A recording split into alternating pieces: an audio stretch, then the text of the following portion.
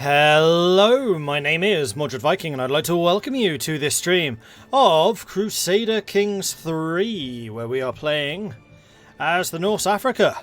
And just wanted to sit on the title screen for a minute because our background has changed. We are now in a very much more...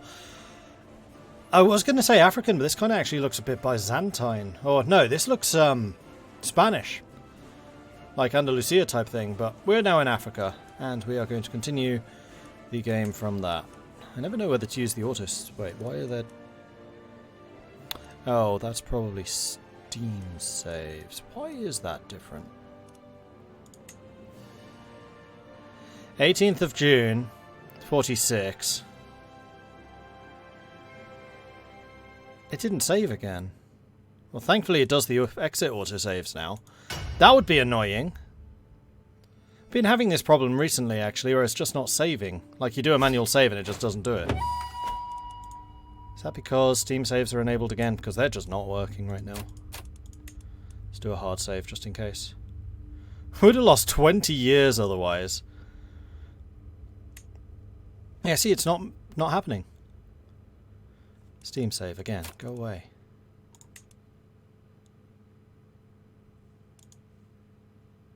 Cloud saves are broken. Yeah, clearly. There we go. Now it's saved. Whew, that would have been very bad. Because I've already disabled cloud saves once. So, yeah, here we are. Welcome to Takur.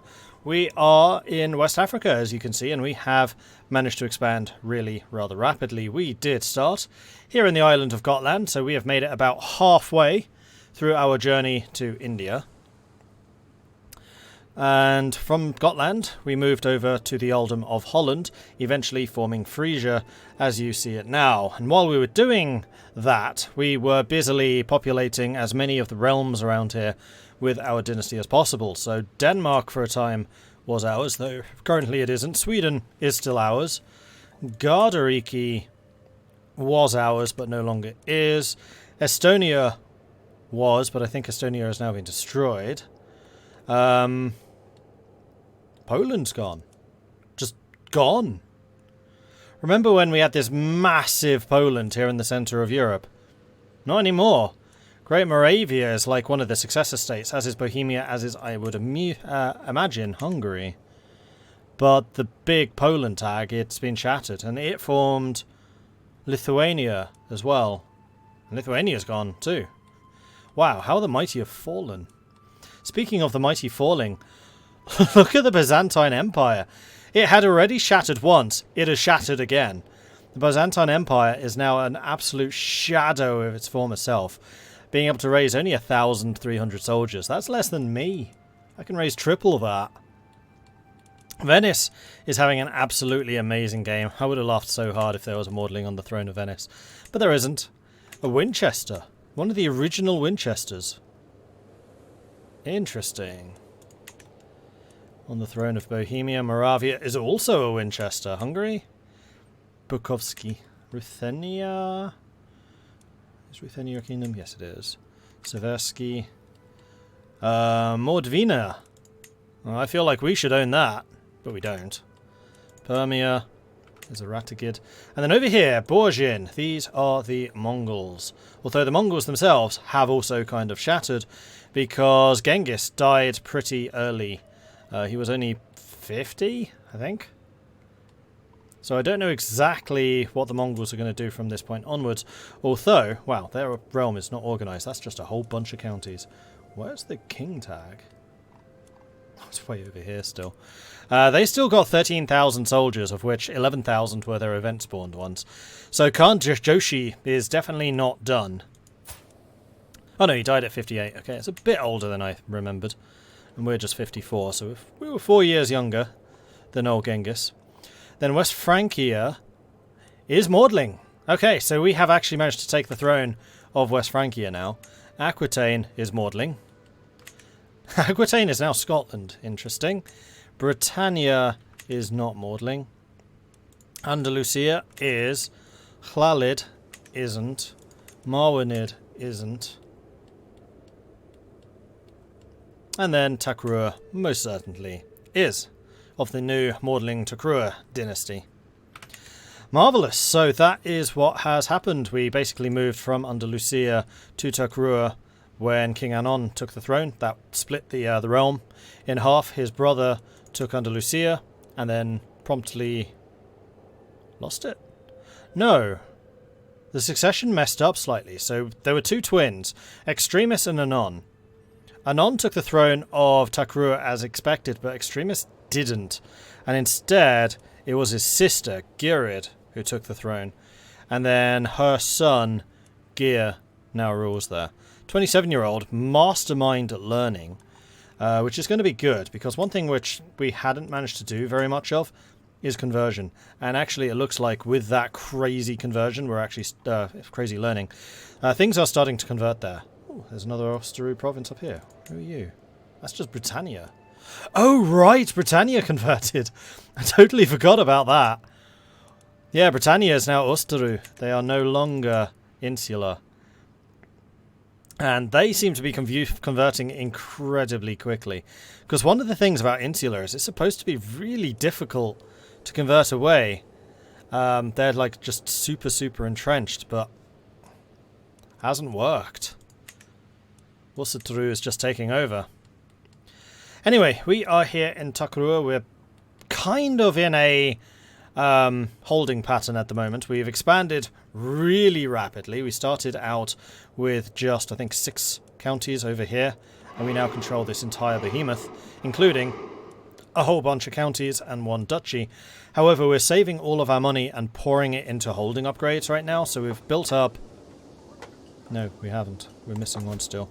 So we've built up the majority of the cities here that we wanted. We still need to get the county of Caor into a city, and then we can start working on the cities over here on the Niger Basin. I'm going to call it the Niger Basin. I don't know if that's actually its name, but that's what I'm calling it. So yeah, we just need to get 1 here in Walu. Oh no, it's building. Never mind. It's just no building icon, which is weird because usually there is. Have any of you actually built any holdings or any buildings yet? No. So we're still waiting for them to get their development structures up and running. And in fact, question, can you even get the trade ports here? You can get guilds, you can get the camelry. Orchards. Ooh. Taxes and levies. Quite a lot of taxes actually. And more levies than the pastoral lands. But yeah, the main reason we built here is because we wanted the cities to get the guilds. For that extra development growth. Sweet. And then we just need to do the same out here, and we should be golden. Alright, let's go. So we're currently earning 8 ducats a month. We are focusing on stewarding at the moment to try and get some more. We are going down the avaricious line.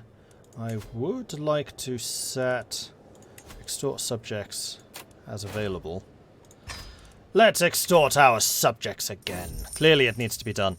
The peasants of the county of Niani seem to be doing better than one might expect from the taxes I've collected there. An extra contribution to my treasury should do them no harm. They can do whatever they please as long as I get my gold. Why are they never grateful for what they have? And it's not worth upsetting them right now. So this one just gets me extra dread. This one reduces the control. What do you do? Popular opinion. I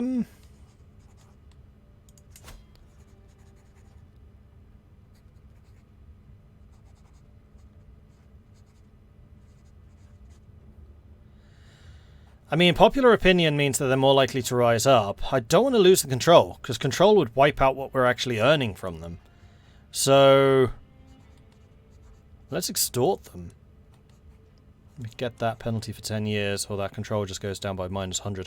I have so many places I'm trying to increase control of right now. So why are they never grateful for what they have? They should definitely be more grateful for all that they have. They're in such a lucky position to be mine.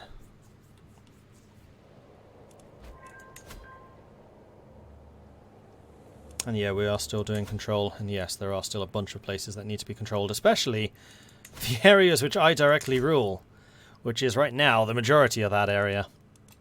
And betrothed can marry. Oh yes, that was the bugged out betrothal. I don't actually control either of those characters, so even though it's asking me for permission, I can't actually grant it.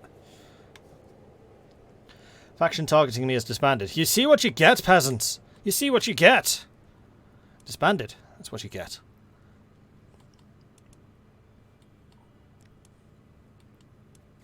I'm still really tempted to expand more. No, save money. Build holdings. We're now 55. How's our health? Our health is still fine. It's not good anymore, but it is fine.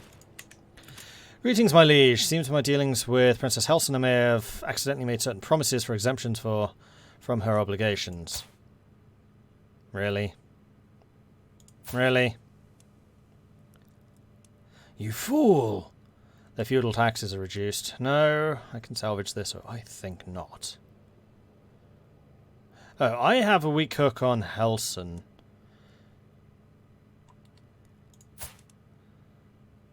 I'm gonna say... no, I think not. My favour will cancel out their favour. Did you do that on purpose? Because your diplomacy is fairly decent. And you're greedy. That should never have happened. Grr. Alright, speed 4. Sounds like a Merc's band or something decided to settle. Is it a Merc? Yeah, it was a Merc, but I don't think that mercenaries can actually settle in this. At least when I try to click on where they are, it's not actually one of their territories. Ah, control is finished. Let's go and work on another one. We'll go for Niani, I think. Although it is basically done. Just a month. What's the purple country to the south of me? Yeah, it says it's the Mel Band, but I don't think the Mel Band is actually mercenary. There's nothing here which would suggest that they are.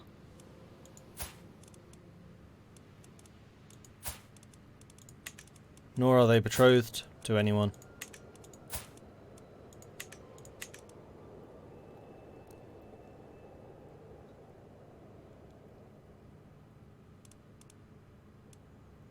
They're just called the Mel Band of Nalu.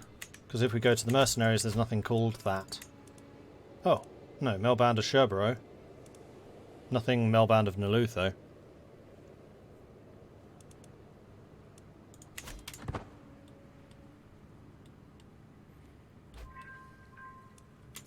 Task finished. Again. That was nice and quick. Okay, how about we get Kankan Tabon and then we'll work on Dakajalan, which is going to be the one that takes the longest. We'll just get all of these maxed out. So that they earn me the absolute maximum. You are willing to pay 54 in ransom for this Joker. And this Joker is worth 80. How much do you earn? Oh, you earn 2 ducats? No, no, no. You're not getting a discount. You can afford the full price. And then Tabon, which will take a little bit longer. But we're nicely consolidating this area now. And our income is now up to 10.7, which is awesome. Hey Zay, how are you doing? And everyone else, hello, hello, hello. My hook on Bete has expired. Oh dear, I can't be allowing hooks to expire. That's money. Hooks I hold, please do expand. Unfortunately, all of you are just a bunch of children. That doesn't stop you from paying me, though. You owe what you owe for being a member of my family. Yes, that's right. There is a price for entry into my family. And you will pay. Oh, yes. I need that money. I need it quite badly. Suomi Makara, thank you very much for the follow. Welcome to the channel. Doing good, just about to eat lunch dinner, I guess. Nice. Yeah, I just munched down on some ham and cheese sandwiches before starting here.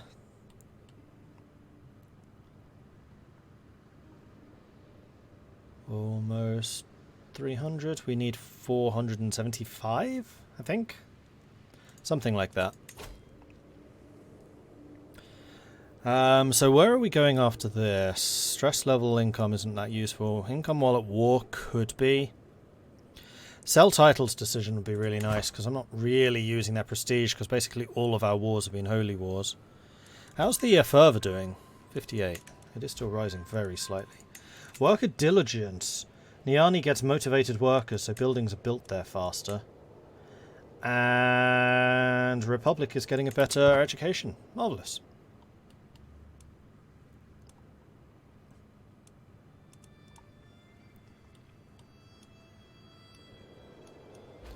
I don't understand how these guys have so few soldiers.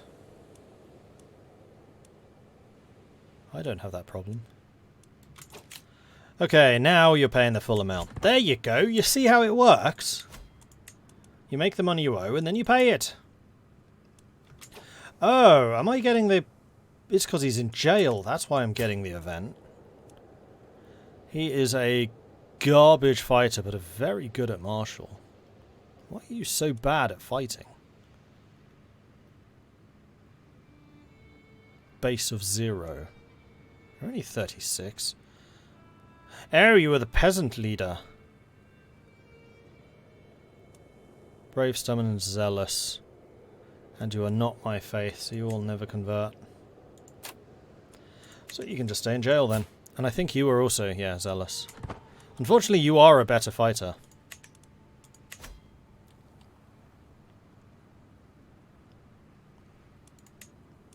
Task finished. And my councillor died. We'll deal with that in a minute. You need to be working on that province. And we got an inheritance. We just inherited a territory. Baul. And also the money from that territory, which is doubly nice. Okay. So who should we give Baul to? Actually, the first thing we can do is see if there is a decent steward. There is, actually. The Duke. And he is a very good one. You are a vassal. We're going to assign you. That'll be just fine. And then we're also going to give that land away. Now, do any of my children lack territory? Yeah, Tarkus does. So Tarkus, even though you're currently underage, you are going to get battle. Because I don't want to hold it. And now that you have territory, it means you're earning an income, and then that income you can pay me because you owe me to be part of my family. Important decision available. That was an extremely quick 2 years, but yeah, let's do it. North settlement in Bur has been done. Good. So Niani and Bur are both finished. Guess we'll go for Kankan next. The peasants of Tabon seem to be doing better than one might expect. Why do they never appreciate me? And now we can build... Oh no, we already had the city there. Still doesn't have the building icon. We are going to build Niani. Ah, you don't actually have... Yes, you do. You have that one. Construct new holding. City.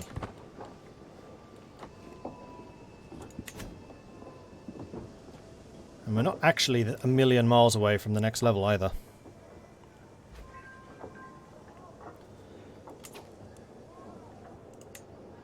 Control is being increased. Promote culture. Did we set a new one? We did. You're still converting, and in fact the next conversion is almost finished, which is great. And we have a stewardship perk. Okay. Yeah, we want to go all the way down to Avaricious, I think, because that will end up paying me another 15 ducats too. Whether we live long enough to get there is another matter. Our culture has discovered mangonels. After we got trebuchets already. So we finally got mangonels. We're on the cusp of getting household soldiers, even though we already have trebuchets and men-at-arms. We're actually very close to getting Divine Right. No, but that's not...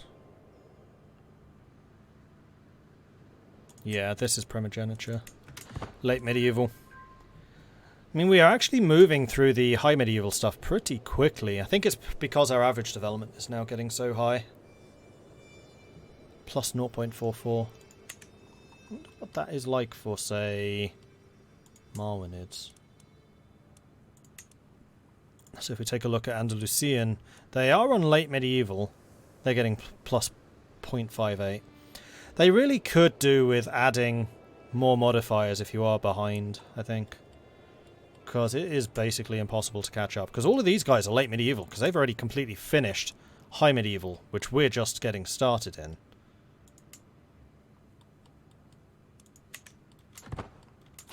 Where'd the giant Venice come from? That's been here for a while. They just keep on expanding. Venice is, because the Pope is dead, and because all of the other Latin, or the other Italian states, have just done really badly, Venice has just kind of filled the void.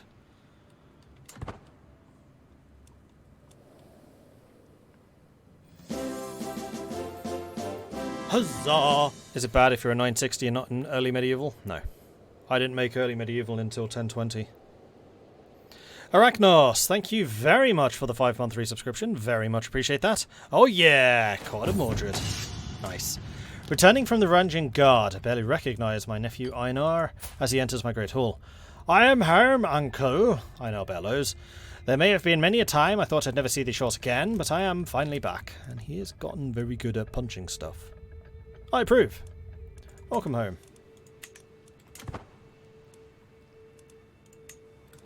Marshal impresses vassal. Gained opinion, gained prestige.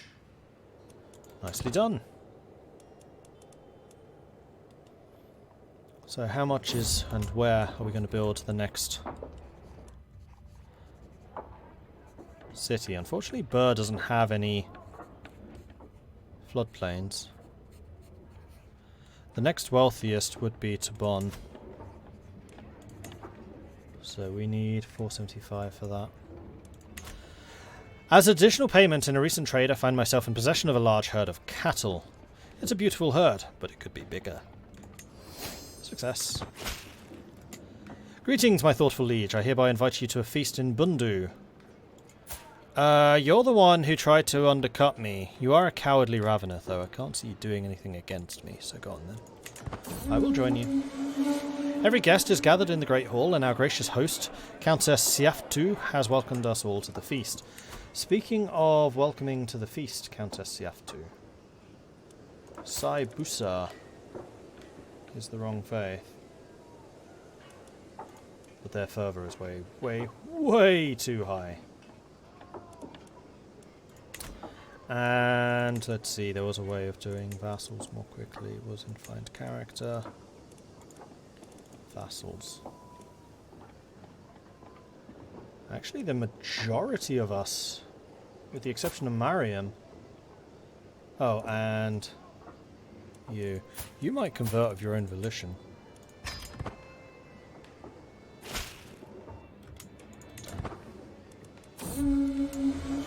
Mutual Spirits, what started out as an ordinary feast, became an exceptional one thanks to the presence of Countess Siaftu. We spoke all evening about all manner of subjects, and as things would be, it seems that we have a lot in common. I had such a good time with her. Good. Because you are my Chancellor, and I would like to have a closer friendship with you. You're also insanely good at learning. As one plate of food is replaced by the next, my acquaintance, Namanje, goes on and on about troop compositions. And you are unlanded. You're a good fighter, but that's about it. No, please. Do go on.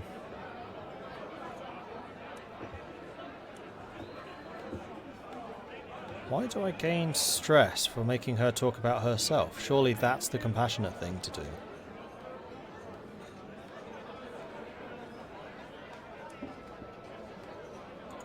Weird. No, I don't want to hear about you. Listen intently to Fatima as she carelessly reveals all manner of things. Distracted by trying to get one last drop from her tankard, she is oblivious to how carefully I'm paying attention. Well, that's a shame, isn't it? It's a crying shame. I get the stress on my way home. This is stress I can manage, though.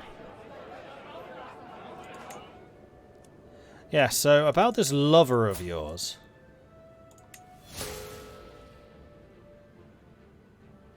Blackmailing causes stress. Really? Did it say that? Did I just miss it? Being so careful until now. Dark Thoughts. Oh, freaking fantastic. Alright, you owe me money.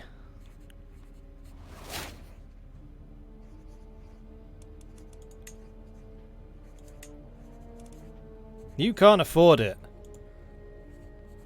Damn it! Because you don't rule any territories, you don't actually earn anything. I mean, you're fairly good, so I think that can probably be changed. Guilt and shame have been plaguing me as of late. All of my sins, my flaws, my failings, these dark thoughts distract me from my responsibilities and keep me awake at night. I feel as if I should do something to end this mental anguish, but what could possibly help? The sting of the lash will excise my sins. I become a flagellant. Donating to charity. I do not want to become improvident. Absolutely not. I must be strong and resist these impulses, and hopefully we'll come up with a way of reducing that in 5 years.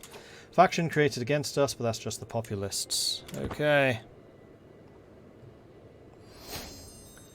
Household soldiers, so we have finally almost caught up. The only one we're missing is the naval speed, which is fine.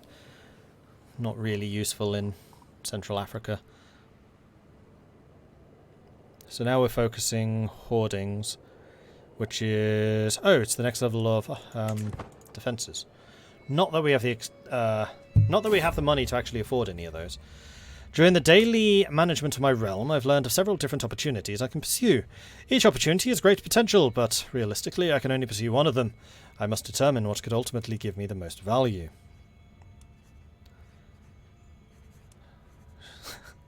Shy and compassionate is such a bad combination. But this would give me a bunch more money.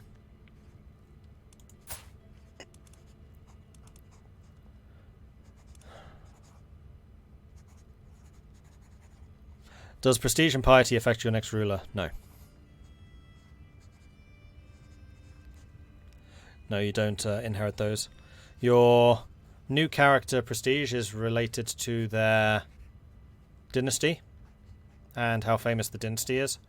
And piety, I think, just starts at 0. I heard rumours about a lost tome rediscovered.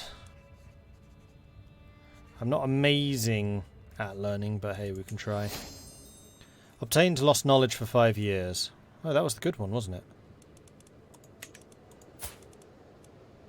Yes. So we gained even more stewardship and also another point of learning. Okay, cool.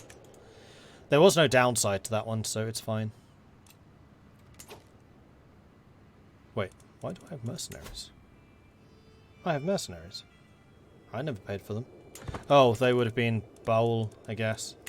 Fine. There's no upkeep for mercs, so if you have them, you have them. And they're off. Oh, the minions are fighting. They don't do that very often. Oh, it must have been just peasants.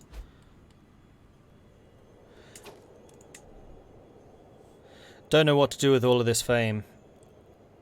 My current character is a 75-year-old living legend. My heir is like 50 and has no fame.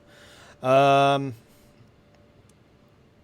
mean, the main thing you do with prestige is declare claim wars. Unless you're a pagan, in which case you spend prestige on soldiers. But I do feel like there could be a few more things you could do with prestige. I'm not going to lie. Oh, and you can also change laws. The twists and turns of fate have not always been to my advantage. Odin knows that I cursed the day I met Eldred. Today, however, the curse has been lifted. Lose 35 stress. Oh man, we are so close to sinking below. County has been converted. Excellent. Please, do continue.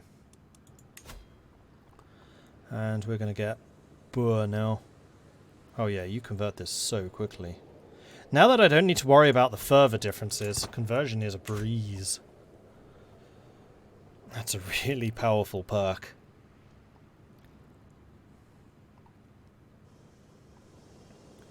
And we decided that Tabon was going to be next, because in 2 months we can build another city. And then we should start really seeing some income. Sister died. Gain some stress.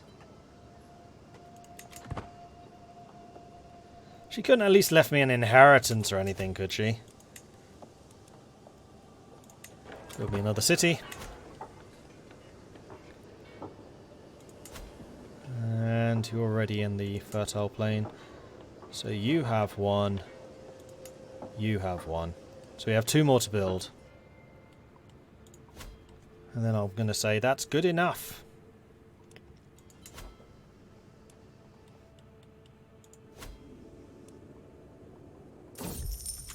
Accusations of witchcraft. Bloodstained cloth, crow's feathers, strange smelling concoctions. This is the evidence presented to me by a group of villagers from Burr, as proof that Ingfrid has been practicing witchcraft in her hut in the outskirts of the village. A witch, you say? A genius lunatic witch?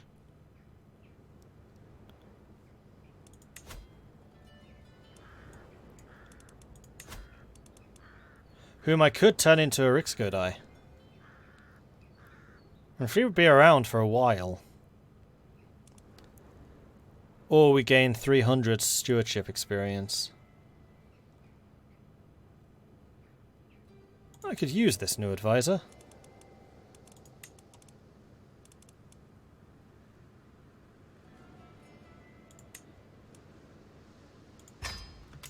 There we go. The lunatic genius. I mean, they do say it's a fine line between genius and madness. And she is definitely treading it. Sometimes bounding over it gleefully in one direction or another. Important decision available. We can extort the subjects again. Please do. My vassal, Countess Siaftu. Now there's a woman. Expression. She already knows for what purpose I'm approaching her.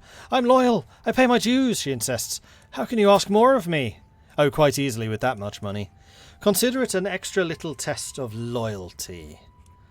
Don't worry, I'll have everyone pay.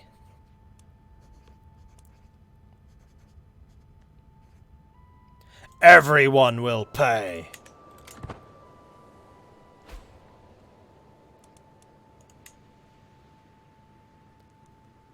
And that puts me another step closer to building another city. Huzzah!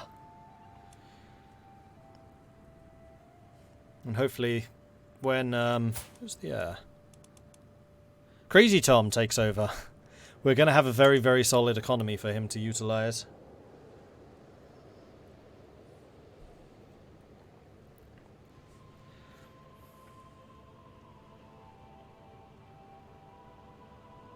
Yeah, the heir is also shy, unfortunately. He's already broken at least once, because he's a journaler. I do kind of feel like there are too many stress points for shy.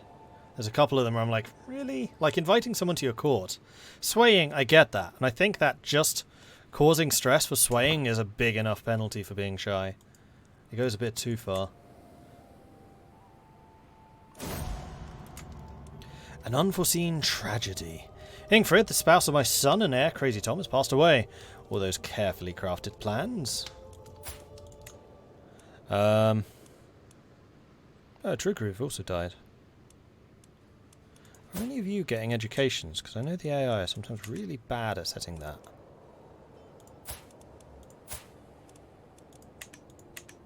Wait, what?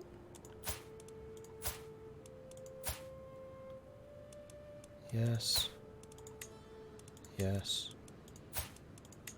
Yes, okay. They are setting educators. Good. Right, I need to get you married again. Wait, no I don't.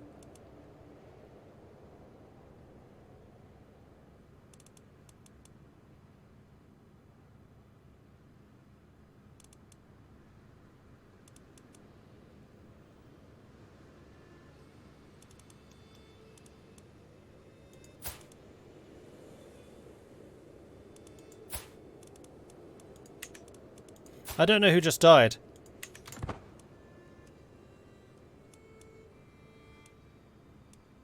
Weird. Because it wasn't his wife. Unless he had two. My hook on for team just expired. Ah, you have a hook. How much money? 85. I think that's actually enough to pay me. Demand payment. Oh, no, you can get me another 5 ducats after this. 87. Watching you like a hawk. Faction disbanded. Oh, the secret was exposed.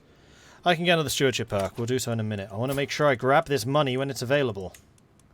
Demand payment. Done. Beautiful.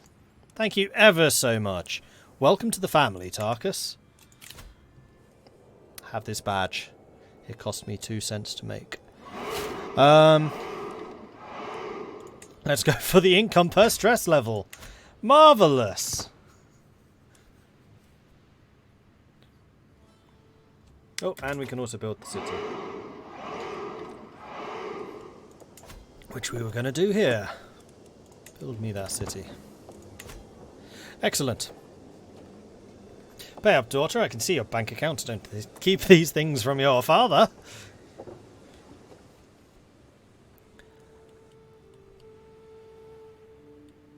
Okay, pretty happy with that. I mean, I'd like to continue expanding the holdings here, but that is no longer of critical importance. We've built everything that we wanted to. We have gotten earning respect, which is here. Diplomacy, lifestyle, experience plus 10%. Man, current dynasty head really likes spreading us a bit thin, doesn't he? Just get all of the low-level stuff. Still trying to get home estates. How goes my weekend? I mean, I've only been up for an hour, so far good. Kiddy and Jensen, thank you very much for the follows. Welcome to the channel.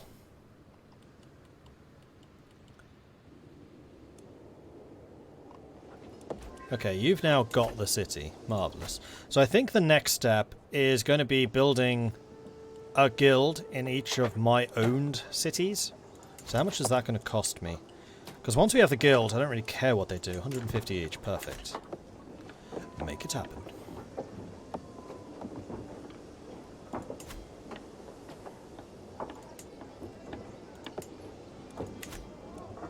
Child benefits from spouse's tutelage. Good stuff. Are you guys doing all the work that I expect of you? No, yes. Yes, you are. You two are about to finish as well. Okay, so we're doing a very good job consolidating the realm at the moment. You are fighting somebody. One of your vassals was trying to get independence from you. Seems like a you problem. Ah, we have 6 kingdoms now. Fantastic. I wonder what the 6th is. 1, 2, 3, 4, 5. Gardariki's gone, but in its place, a mighty Denmark. You know what? I'm not even angry. I actually have a feeling that Denmark here might be good for both of them, because this Denmark has been struggling. And if they can take the resources from Russia and build themselves up again, fine. I mean, it'll just split apart in the next inheritance anyway. Important decision available. Now, where are my loyal subjects? Queen Shadia. Now there's a woman of expression. She already knows for what purpose I am approaching her. Hello, wifey. Everyone's paying. It's the cool thing to do. Right, how is my relationship with my vassals? Because we are definitely piling up a fair old bit of tyranny right now. Oh no, we've only got 24 points. We're fine. And this is also giving me the finances needed to build 2 more guilds. And seeing as these cities are still under construction, I think I will actually build them over here. So you get one. Or a trade port. Trade port. Guilds. And we're not that far off getting the next one either. Old Osterund in Westphalia. That's unfortunate.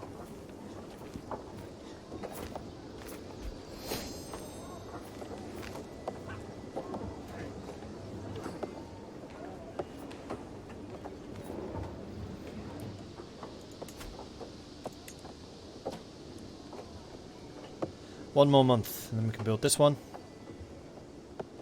Right now. Then we need to get 1 more. Then I would also like to get the trade port here. But that's got some more time. Awesome. Economy is booming right now. Aquitaine. Right, Aquitaine was the 6th. Yes.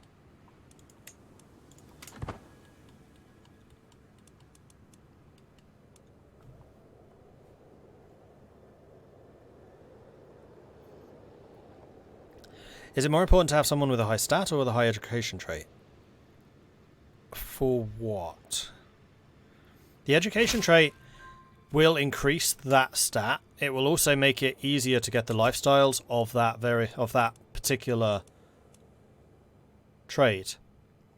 But the trait itself, I'd say, is more important. Because the trait is basically what determines their actual bonuses. The lifestyle, or the education modifier, is really only just how quickly they get through the perks. So someone with a high steward is going to be better than someone with a low steward but a high education, except the one with the high education may get through the perks faster, thereby possibly overtaking the one with the high trait. Though the high trait is probably still going to be higher.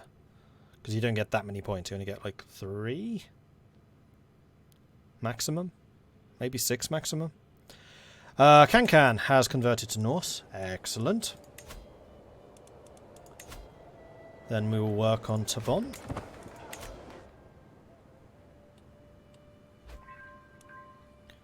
We're now 61. We are now in poor health. Okay.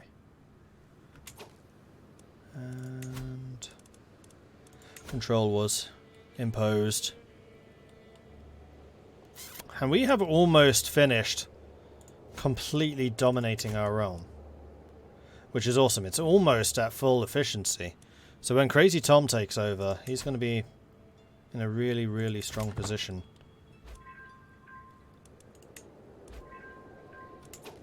Like, I must admit, King Anon has actually achieved a hell of a lot more than I expected. When we first started and I saw how slowly we were going to expand initially, because of how weak our economy was, I was thinking, oh man, we're going to take maybe a county or two during his reign. Instead, we have all of this, and also a booming economy to boot. So, yeah, we're in a strong position. The only thing that worries me a little bit is this. The number of factions coming around. But I think part of that is everyone just doesn't like Anon, because he's an avaricious sod. He steals everyone's money, and they don't particularly like it. It's good for the realm, but they don't like it. Where can you see your prowess? If you click on your characters, this one. The sword.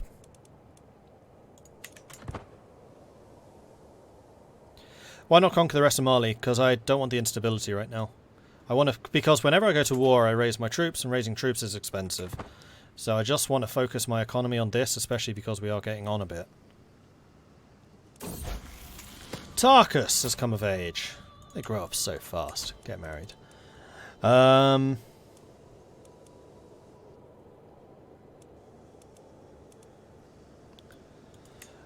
alliance with Ashanti.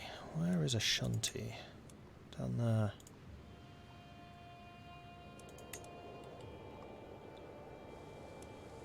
You're actually one of the stronger nations in this area.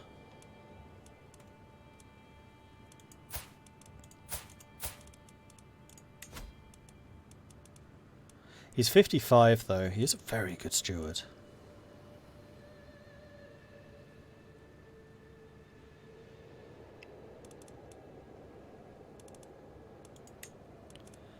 So we're going to say age difference within 10 years. This is going to be matrilineal. What are you good at? You are theoretically an intricate web weaver. You haven't actually reset your skills. There we go, now you have. This entire generation are just a bunch of intriguing sods. The councillor just died as well. You're actually quite good at fighting. You're already hale.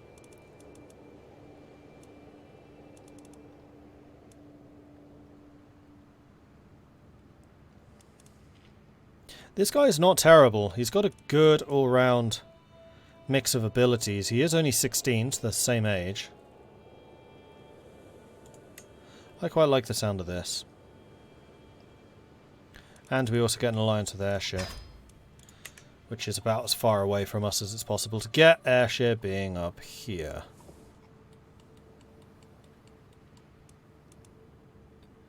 Factions disbanded, Caballo died. Caballo was, oh yes, Marshal. So, Geneva would be the next best Marshal. Or Nyakata. In fact, Nyakata is just all round really strong. I think I'd rather have you on my council right now. Hell, or even Crazy Tom. Look at those abilities. Let's put Crazy Tom on the council. Oh no, he already is. Never mind. I'll go Nyakata. And you can improve control over there, which you should get done in a matter of seconds. Marriage done. Alliance secured. Achievement got. 150 ducats. You need some guilds. Now the one downside for being this far inland is we're not going to get the trading ports everywhere, which was one of the real benefits of being up in Holland. It's like every province had a trading port, basically. Another lifestyle perk. Okay, let's get the Fearful Troops. And then at any cost, which is going to be really good for us. And then finally, Avaricious. Marvellous! House Eshin of the Maudlings. It kind of will be. Because if we just take a look at this, Crazy Tom is... Oh no, he's an astute intellectual with 20 espionage. 20 intrigue. He has actually got 33 learning, so don't discredit that. Here we go. Intricate Web Weaver, 18. Elusive Shadow, 17. Grey Emin... Oh no, he's only got 2. Okay, so the least subtle is Mike. Intricate Web Weaver, 13. And then we've got Republic, who is still growing up, but she is getting an intrigue education, so... Yeah. Oh, we could have another holding. Interesting. Okay, so now I'm considering maybe we do want to expand. So I think for your upcoming birthday, we'll give you the province of Podor. Congratulations. Bearing in mind, we do have a hook in her, which means that she will be paying us money. She just needs an opportunity to earn that money for us first. And... let's see if there's anybody else that we have a hook in that has territory. No. We're getting so many hooks in people. Oh dear. Alright, so... I think it might actually be time very soon to go after Jen. Now, how are we doing for the succession? Yeah, see, even though I'm giving them all territory, it's still trying to give them lands away, because he should have started with 5, he's down to just 3. Even though he hasn't been given a single territory yet. Although what I've slowly been doing is giving these away, so it's concentrating the ones that are left in his hands. So we still need to give Kaor away as well to somebody.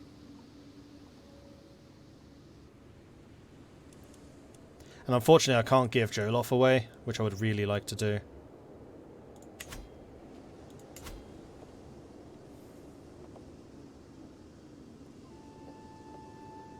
Because I can't move my capital, and you can't give your capital away.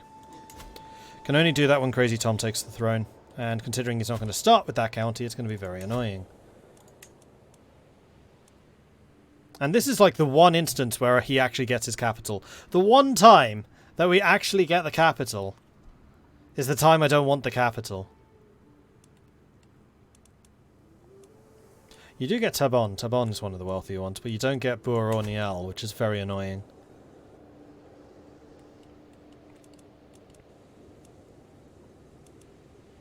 I must say you've hooked me on this game, Mordred. I would say I'm very sorry, say yes, but I'm definitely not sorry.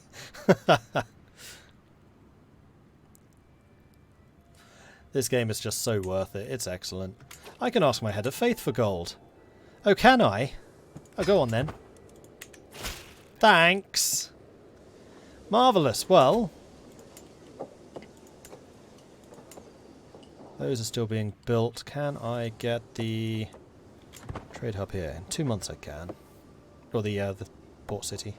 And then after this, like with these initial injections of funds, all of these mayors should start earning a lot of money, and then they'll start building more buildings. The more buildings they get, the more money they make, the faster it goes. Okay, so we've had our second mental break because we didn't manage to reduce it in the 5 years because my sister died. If she hadn't died, we probably would have. So we can continue to say we're going to stay strong, or we can take wounded or improvident. We're definitely not taking improvident. Flagellant, what does flagellant actually do? Right, moderate health penalty. It does decrease our stress loss though. And I'm guessing that will also give us an opportunity to reduce our stress. But I think right now, I'm going to be strong and resist these impulses. I'm a little bit surprised that it gave me that option twice in a row. But that's what we're doing. Greetings, my benevolent liege, Count Tokoi. You've done this the second time. You're so fired.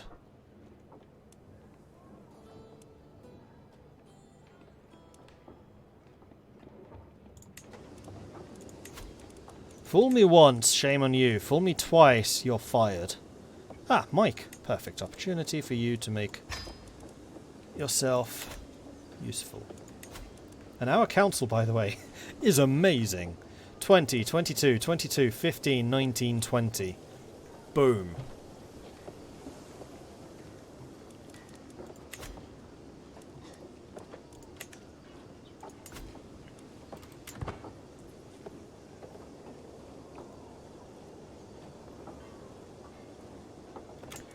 Alright, we're going to build the... Oh, I did the port already. Now we're doing the guilds. Okay, fine. So you're properly set up. That's going to be a very well-developed province when it gets going. But we are more interested in what's going on down here. So, Siguri is producing a small fortune. Oh, Siguri is already built up. Right. Am I getting Siguri? Fortunately, I don't think I am. No. I am, however, getting Kaon. Oh, Kaor.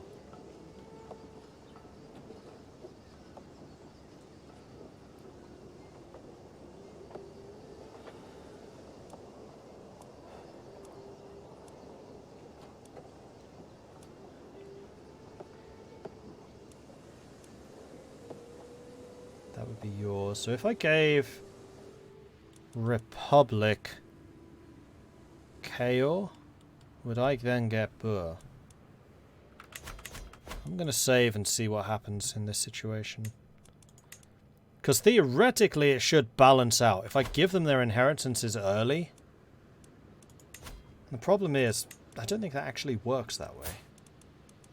Grant title. Kaor.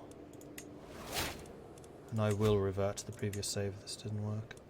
Yeah, see, you still get Burr regardless, so it's just like, here, have free land. Somebody else lost one, though. Ah, you're getting Iani now. Okay, that actually worked. Not the way I expected, not the way I wanted. So I'm going to be a little bit cheeky here, because I don't really want to give my siblings the extra land, so we're going to give that to somebody else. What counts as light footmen? Archers. It does say when you open up the unit on the men-at-arms screen, what counters them. You can quite happily click on these and it'll give you more information, including who counters it. But yeah, archers counter skirmishers. Alright, so, Kaor. We're going to give Kaor away to somebody. Preferably somebody with excellent stewarding. Unfortunately, I can't give it to the Rikskodai. There isn't really anyone with excellent stewarding. That sucks. I mean, Bin Tao, I guess, would be the best one.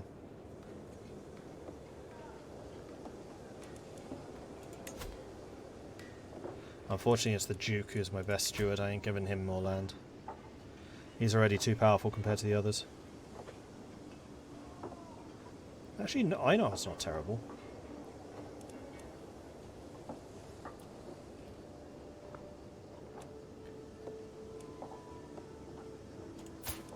You know what?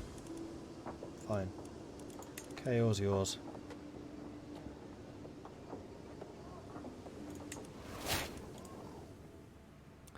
And now I should be getting Niani. Perfect!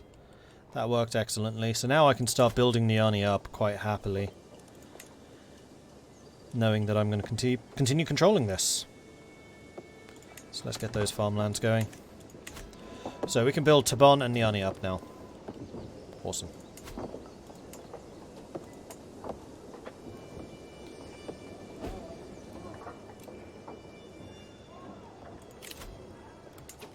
This popped up again. Right, because we loaded the save.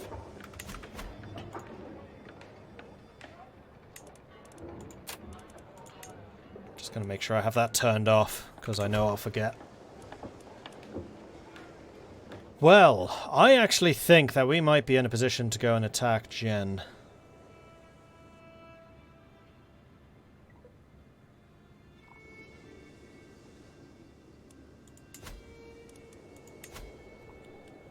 Because Jen is a 1, 2, 3, 4 province area. We'll be losing...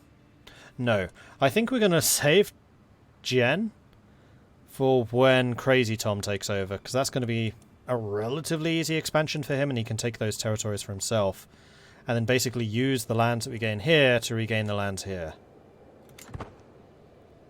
Although you're not going to be able to hold nearly as much territory as Anon does, because Anon is an excellent steward and you aren't. You're not bad, but you are going to hold 2 less territories, I think, so you'll be on 7, which is exactly what we're holding now, plus 1 of these. Or Jolof. Another opportunity to extort. Don't mind if I do. Extorting the peasants. They're just never grateful for what they have. It's dreadful, really. When it comes down to it.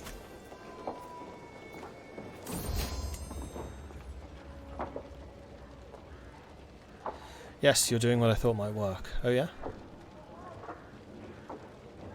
Seems like Osterud keeps moving further and further away from its birthplace and being replaced by other faiths in the former homeland.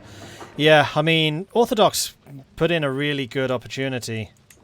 Put in a really good try and root out Osterud from Frisia, but Frisia is fighting back now. And... oh, don't tell me that this is old Osterud now, please. Please, please, please. Damn it. Denmark went old, and this is a really young king. That has the potential to do a lot of damage, unless somebody conquers Denmark off of him. Which they might. Westphalia is trying to take the county of Novgorod. You guys are determined to see Russia fail, aren't you? Whatever you can do to make Russia fail, you will do it. Well, I'm too far away to care now.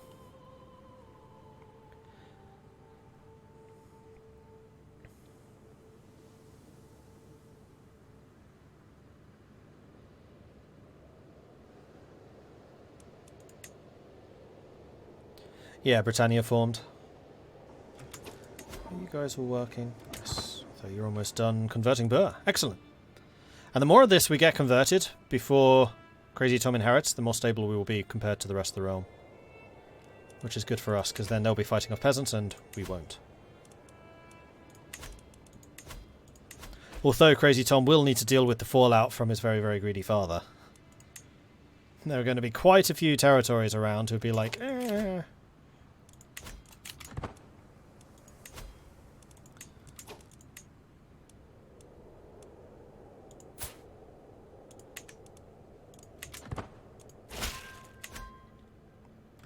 Burr is finally converted. Excellent. So next, make sure that Tabon is converted. And those will be my most important territories.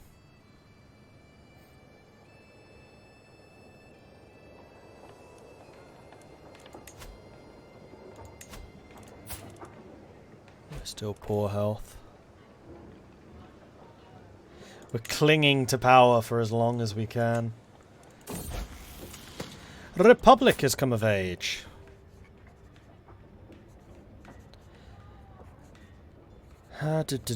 Careful planning.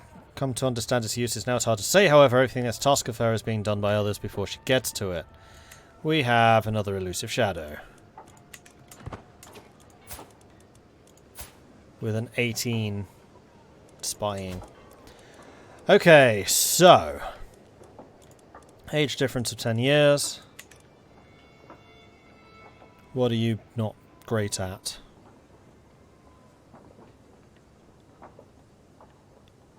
Learning diplomacy and martial.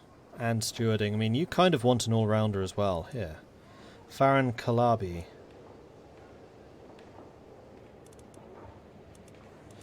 The Noop Band of Noop.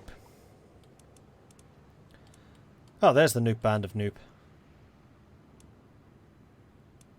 Not as strong as the Mel Band of Mnalu.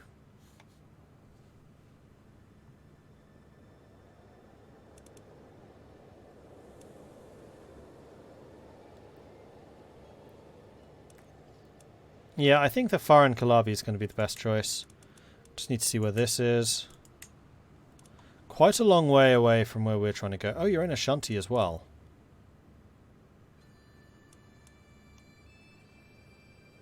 Fine. Yeah, fine. Oh, matrilineal. Didn't have that enabled.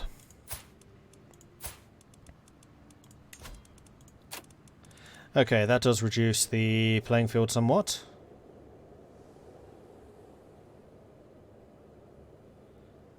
You're also a bit of an all-rounder, and you're hale. Lustful, stubborn, and callous. Quick. Patient, diligent, temperate. You would be better. Tamil? That's a ways away. Interesting. And this doesn't cost me any prestige. Even better. Marvellous. Do we have the Mongols yet? Yeah, we do. They kind of fizzled a bit, though. These are the Mongols here. Borjigin. And they are based here. Khan Akig, an 8-year-old, is currently on their throne. And Khan Akig has lost all of her special forces. So, yeah, the Mongols didn't really do much. It's over. They failed to even make it to the Cabarite. Oh no, they are in the Cabarite territories. You are still Tengri, but I wonder if that's going to last. Alliance formed with Raja Mimampur. Where are you, just out of interest?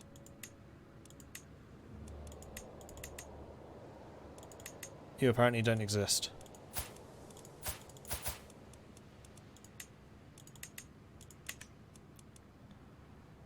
Oh, you only have a ducal claim. You're unlanded.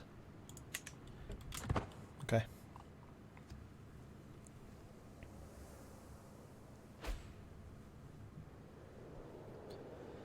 Faction created against me. The faction to install Mike on the Takura throne. Mordling dynasty is known far and wide. We are now legendary. Which is the highest level of splendor that it is possible to get. 1255. A year that will live on in... for me?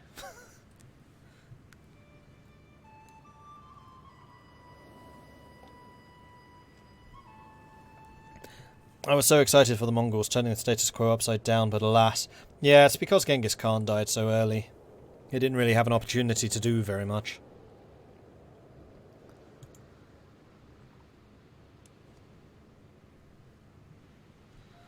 I guess we gotta wait for the Sunset Invasion. I think that there is still the Timurid invasion later. That's probably not going to be for a bit. And I'm somewhat surprised we didn't see the Seljuks, like, at all.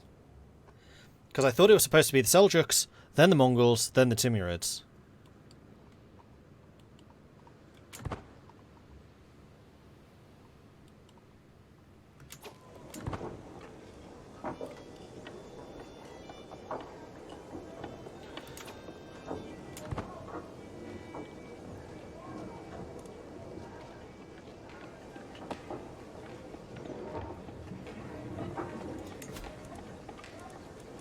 How much is it going to cost to replace the onagers with Trebs? Do I want to do that now? I think I probably do. Because right now we're just paying the upkeep for the trebuchets. It'll cost us basically 500 ducats. It's basically the same price as a holding. But they will be very, very, very, very, very useful.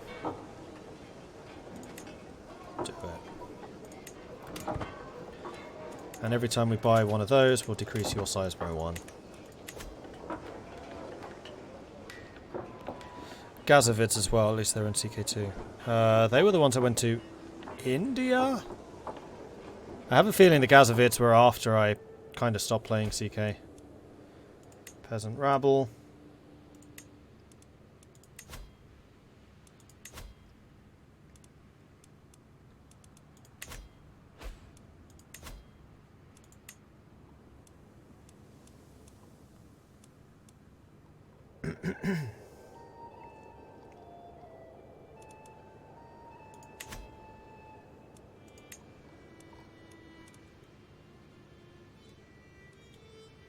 We've actually been fighting our way through the more unified part of Africa. When we get to this, it's just really going to be county, county, county, county.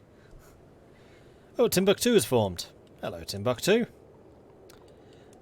Unfortunately, you're not going to be on the map for very long. Now, do you get any special things which actually builds up Timbuktu?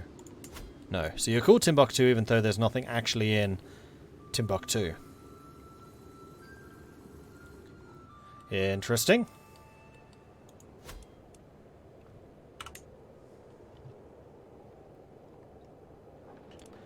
Very, very soon we can hire another set of trebuchets. Not quite. 104. Crop field's done.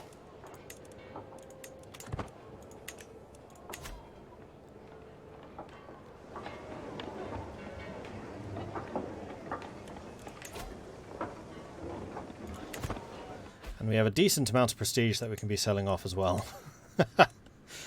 Oh man. Of all the things I expected Crazy Tom to be known for, it was not greed. Especially as he's not actually greedy.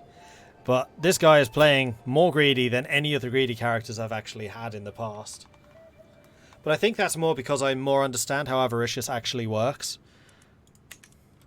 Oh, you know what? That's a good idea.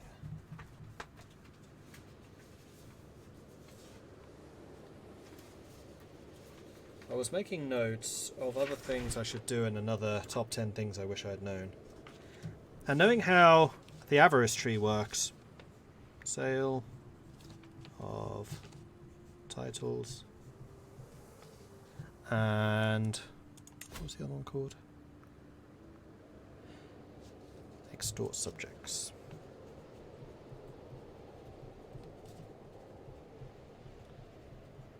Because I know I was too scared to use them based on their name.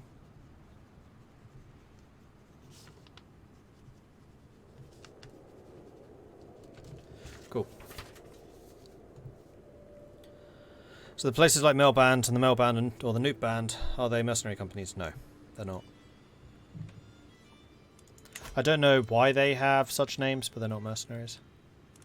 Because if we go to the mercenary tab, Mailband to Sherbo. They are mercenaries, but the others aren't. And there isn't really a way that mercenaries could rise up against their former employers, because you don't pay them upkeep. You pay the upfront, they get hired, and that's all you pay until they're dismissed. There is no upkeep. There is no way to not pay them.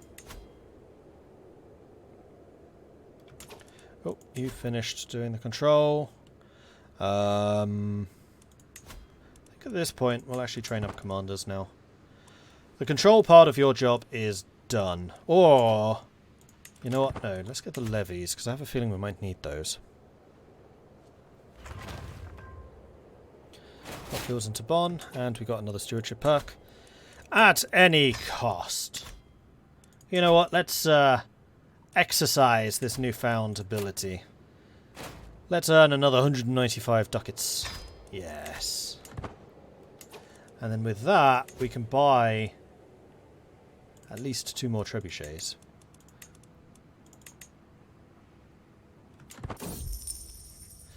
A modest proposal. A certain Elizabeth, a wealthy merchant, has heard of my attempts to sell off certain minor titles. She has a far more audacious suggestion, however. If I presented evidence that I was distantly related to the Mordred dynasty, would you back my claim? The proposition is utterly ridiculous, but she does possess ridiculous amounts of gold. Let us celebrate the return of my long-lost sister.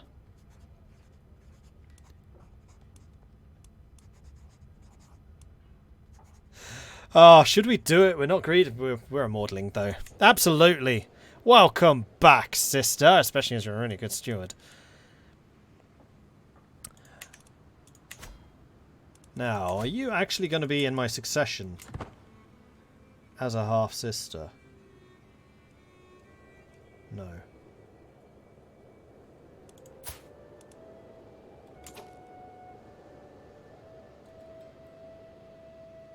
Because you're not related to my father. I don't actually know. There she is. Well, if you're going to pretend to be part of the family, you clearly need a name which is actually related to the family. And I updated my patrons last night. So let's use those again. So you are going to be the long-lost daughter, Kalinicus. Excellent. Oh, that's amazing. Being bribed to join the family. I mean, I did say that there is a price for entry into the family, and she took that literally, and I approve of such business acumen. It's excellent.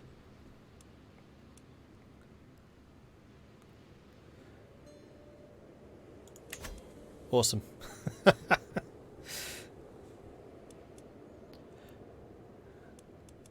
Now, is that going to count as a secret? No. At least not for me. Oh, that's hilarious. Also, you have land. And you haven't paid me anything yet. Important decision available. Ah, yes. Where are my most loyal subjects?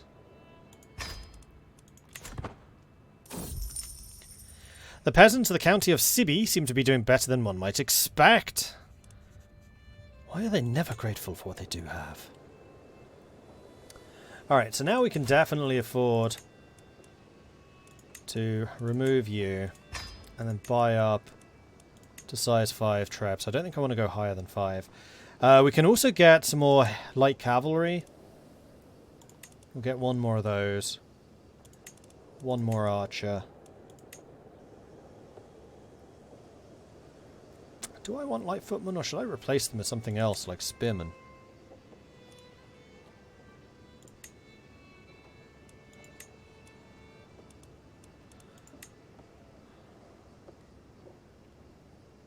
Or bring back the heavy cavalry? No, because this is all costing me upkeep. We need to continue upgrading our actual income base. So next up we're going to build the orchards, because the orchards seem like a really good investment.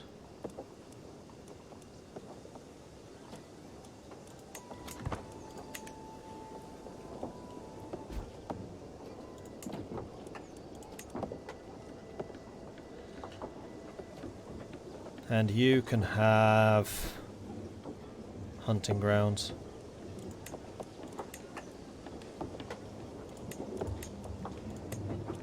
Although the desert agriculture does also increase development.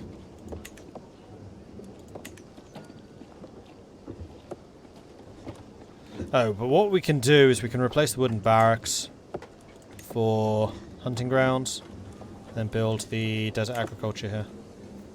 In fact, I might just straight up replace that building with desert agriculture. Okay.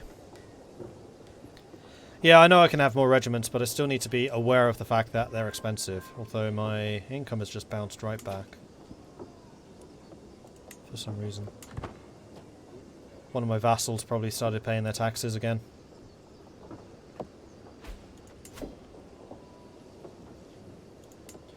Worker diligence. Motivated workers into Bonn. Sweet, which means we get buildings faster. So how much was it going to cost to replace you? Oh, only 95.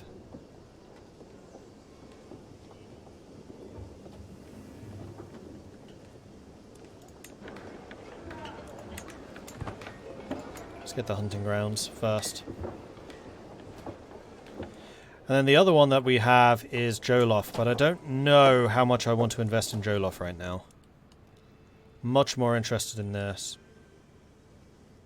Now, one thing I should say is... is that true? I was going to say if you own more than one duchy, so if you had some really small duchies, Gotland being a great example where it's a one-county duchy, it would mean that you can get more of the ducal buildings squeezed in, but you can still only really hold 2 ducal titles, so maybe not. In fact, that's Jolof. Yeah, we don't actually have the Duchy of Manding because I haven't built any of the duchies because they're really expensive. When you recruit more men-at-arms, you have to pay their raise cost until it gets full, then it goes back to unraised. That is true. You're not wrong. Okay, so Niani just got their orchards. So now... pastoral lands? I mean, if it makes money, especially in this area, I want it.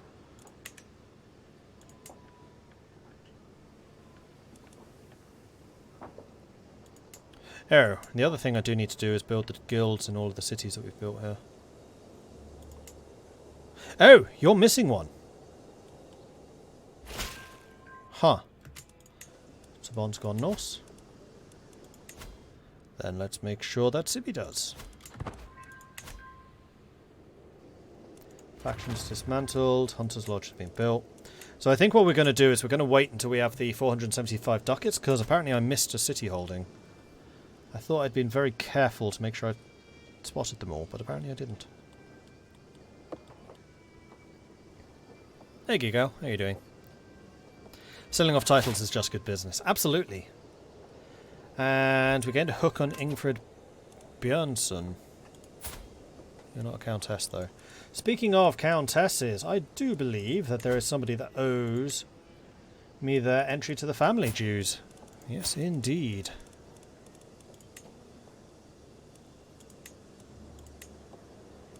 Ooh.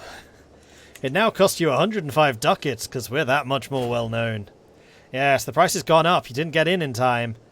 Unfortunately, the early bird discount has since gone.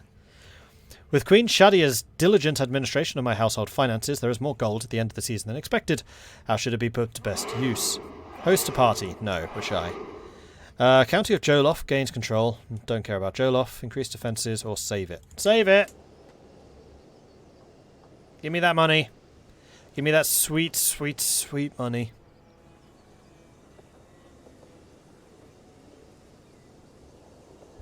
Martial control's already basically done. Ooh. We can extort our subjects once more. The very purpose of my vassals is to support my efforts. While they already pay taxes for the privilege, I cannot help but think how much I could earn if they would just chipped in just a little bit more. Thank you, loyal subjects. Let's build a new city. Oh, and we have another stewardship perk. Aha! Avaricious. That'll be another 15% taxes, please. And thank you.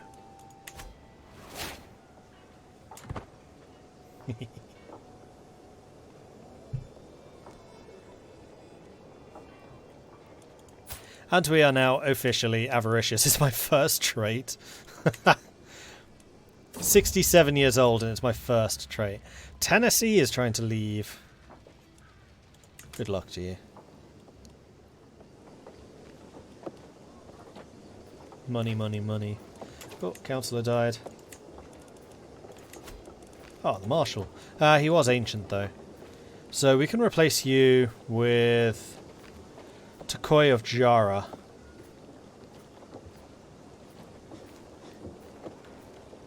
Actually, to be fair, Siaftau isn't terrible. She is a powerful vassal. Gosh, you've got a lot of learning. How the hell have you achieved that? Interesting conversation, insight in the heavens, content, mastermind, philosopher, scholar, assistance from the spouse, learning on the job, scholarship focus, scholarly circles. Wow. I really wish you didn't have any lands, because then I could make you the Riksgodai.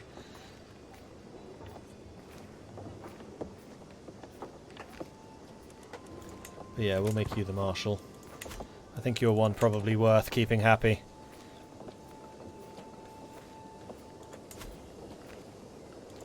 Right, we were going to build guilds here. And we're having another mental break. I will continue to be strong and resist these impulses.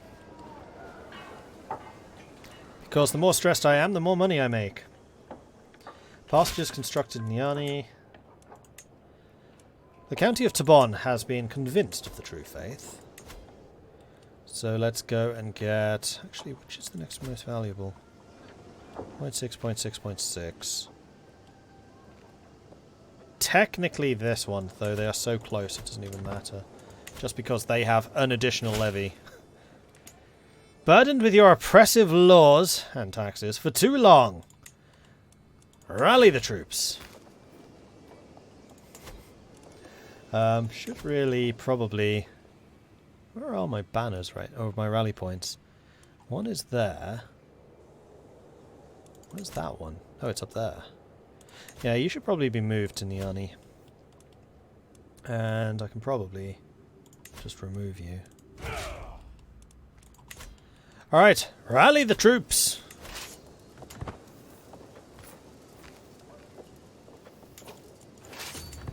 Probably don't need them all for this. And we're still making money even though the armies are raised. That's good to know. Stomped.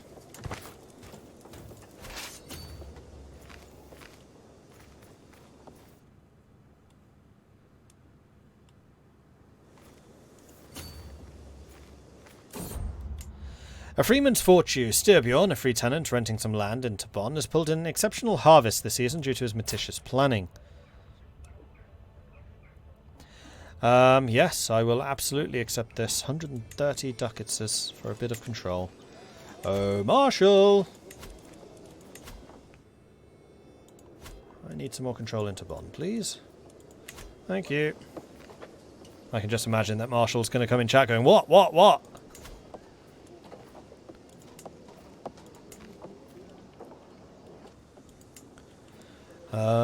Niani. We can build another building here.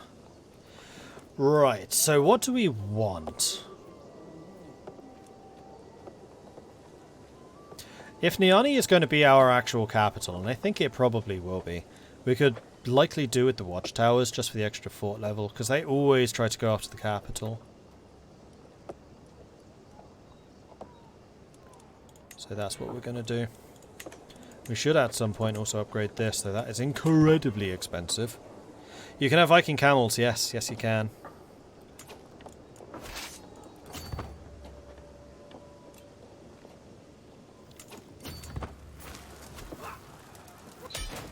And they're dead. Enforce those demands, peasants go home. Armies go home.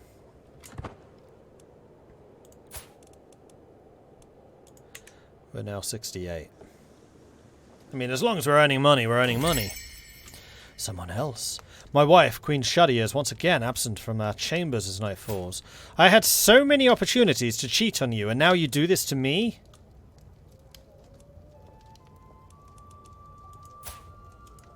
Wow, you're a really good steward as well. And avaricious.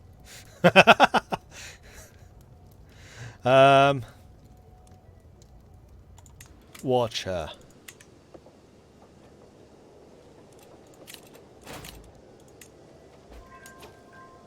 Oh yeah, Callinicus can marry.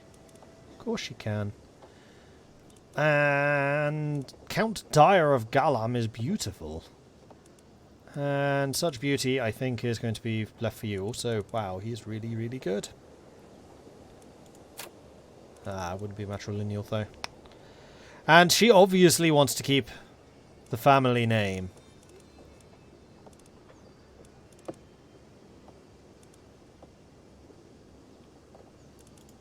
And you are a steward of excellent means, so maybe we should try and get another steward.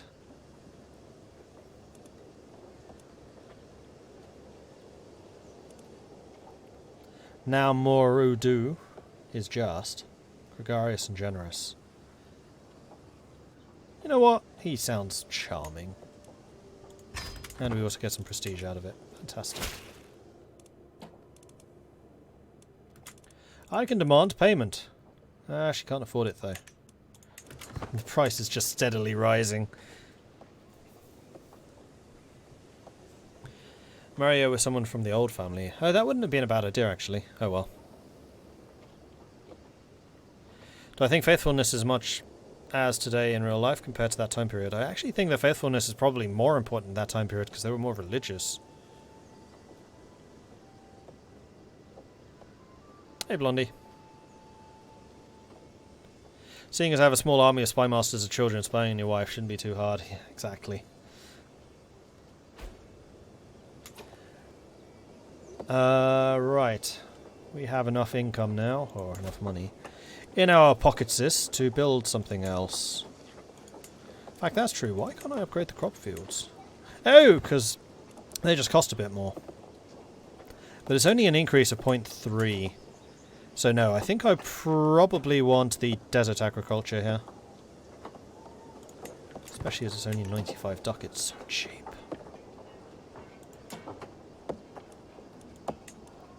And we also need to get our ducal building, which is almost certainly going to be the royal reserves. So we need to save up 285 for that. And... oh no, we already built it. Oh no, it was up here. 20 months and we need to build a thing there. While performing his duties as my spy master, Prince Crazy Tom uncovered a secret held by my wife, Queen Shadia. She has taken Mayor Bercy as a lover. That's very useful to know. Oh, wife. I happen to know... oh, damn it! Stress. Well, before we get stressed out, you owe me money. Lots and lots of money. Lovely. Ungrateful wretches! Do they not know the sacrifices I make for their sake? Every day I endlessly slave away to make this realm prosperous. Yet all everyone ever does is complain and ask for more. And now Callinicus goes so far as to question my orders! Let's see how grateful Callinicus feels in the dungeons. I am the king here! I lose temperate and I became arbitrary. Oh, so this is how you can lose traits. Interesting. I must be patient with them. He looks properly pissed off.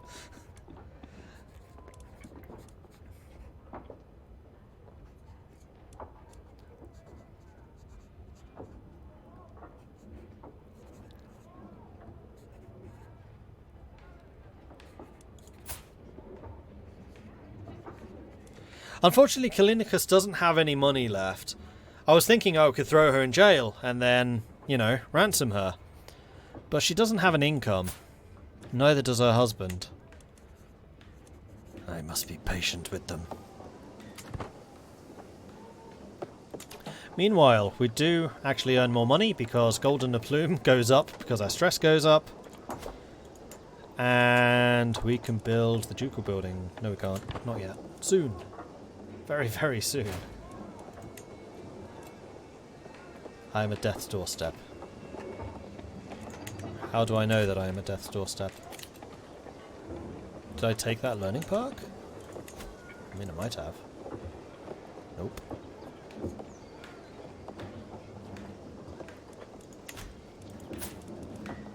Or is that just saying because I have high stress? Death from stress.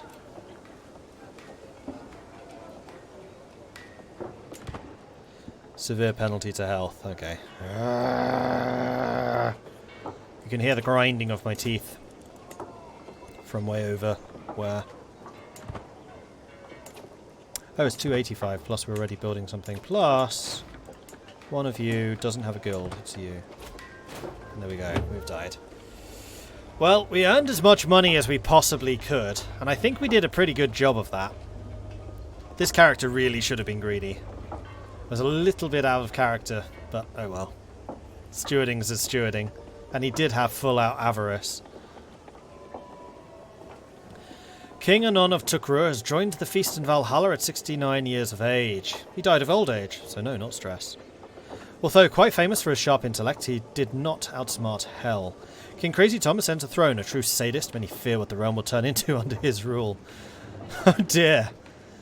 And yeah, he is already 52. Oops. Pause. So, King Crazy Tom, with his 37 learning, we are going to be incredibly good at converting.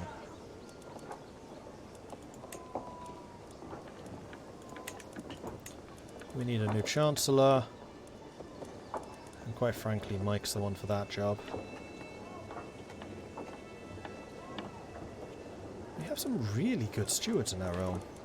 That's rare for a Viking. And we also need a new spy master, and actually Princess Helson is a very good spy master. And you are an analytic ravener. You are not evil. And you're also considered a powerful vassal and a friend. Please tell me you're not in control of one of my main counties.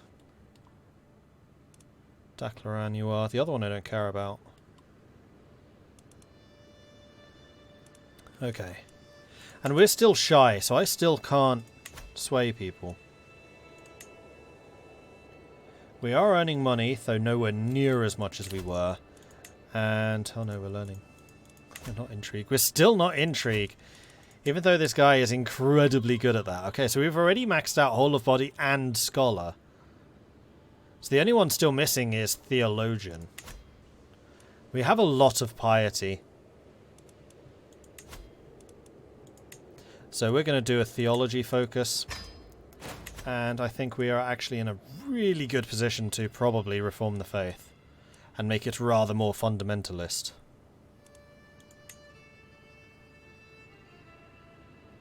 Gunhilda is in charge of, is the dynast right now.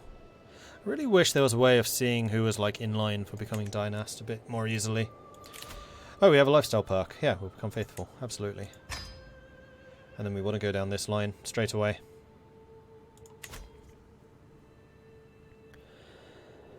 Too bad we'll only be able to play Crazy Tom for a short period. Yeah, it's too bad because he's our first genius as well. And he is really good. His father lasted a bit too long. He has a bigger army than his father did. Right, we do need a court physician.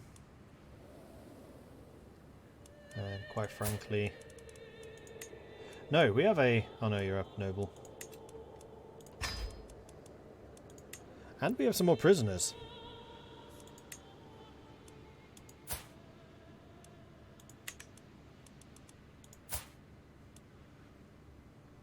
You're not a terrible fighter. If you're willing to convert, I will have you in my army. You're not terrible either.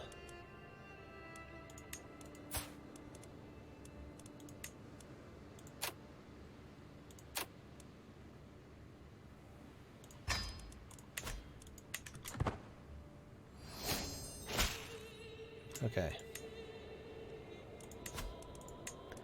Although the number of champions we have has much been reduced because Anon was actually somewhat gallant, I think. I think he was. So, what do we do from here? Well, first thing we need to do is keep an eye on this. Faction to install Mike was growing. Prince Mike is the new heir. We'll just keep an eye on these for a little bit. Because we are going to have the short reign penalty. I mean, we do have very, very good diplomatic skill. We are currently working on internal affairs. You're currently assisting me in everything, which is good. Now, there are a couple of things I want to do. First of all, we're moving the capital to Niani. Second of all, we can give Jolof away now. Third, I want to retake my territories here, and I also want to go after Jen. I think we'll probably do Jen first. And we also want to save the game just in case.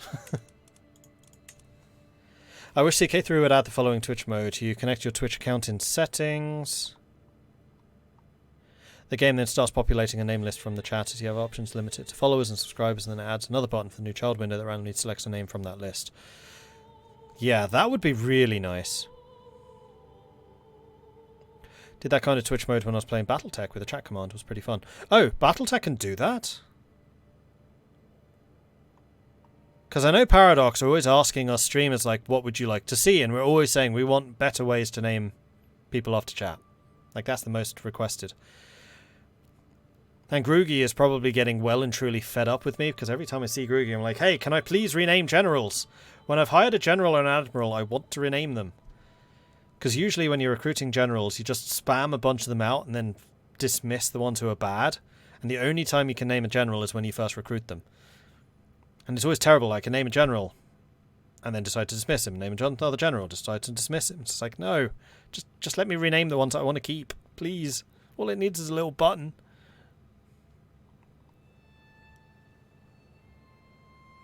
What's the long range bonus at my level of Splendor? That's a good question. As a legendary dynasty, our children are born with 1,000 prestige just from start. Marrying into this dynasty gives 900 prestige, and rulers have a maximum of 55, plus 55 from long reign.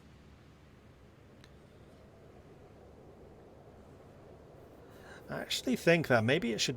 Well, we have been playing a very good renown game. I was going to say it should be a little bit more difficult to become legendary. But actually... Considering we are now on the throne of England, maybe not.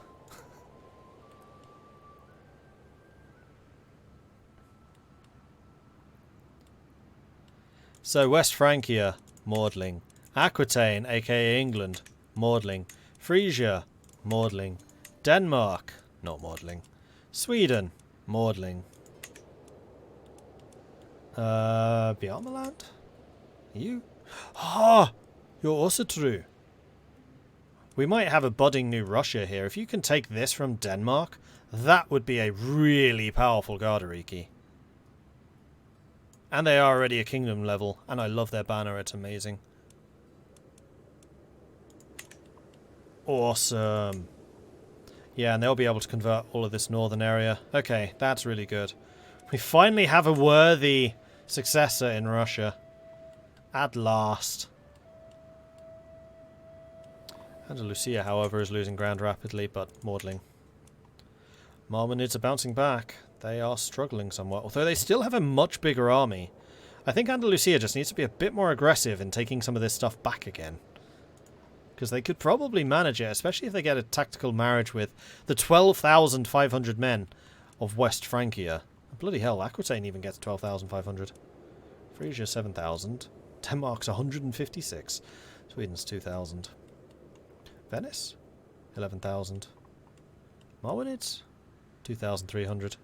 Yeah, you could definitely take the Marmonids. Considering how big they are, and considering they have all of this as well, it's a really weak state.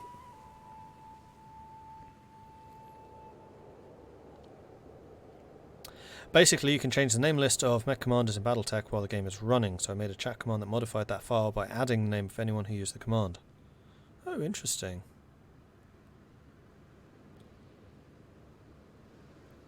Because I know I would export subscriber lists into Stellaris. Stellaris was the easiest one to do that, and then I'll just change the random name gens for the ship names. And I tried to do that in Hearts of Iron, but I couldn't find a way of making it generic on Hearts of Iron. So it would only be for whichever nation I was playing as, and I always forgot to do it. It was always hilarious coming up against an AI who was using my subscriber names, though. And otherwise I just have a list, and I just tick it off. but automating that would be really nice. Like, I'm quite happy to download the CSV or whatever. If only it could take it from a spreadsheet rather than a text file.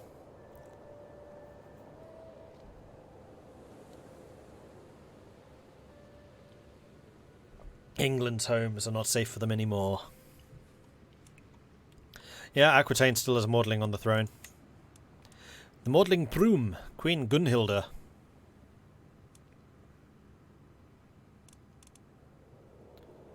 Who was the daughter of Arnbjorn, who was the good king of the Norse. Not the bad, no, sorry, the good king of Frisia, not the really, really traitorous bad scumbag. So basically, Frisia did good.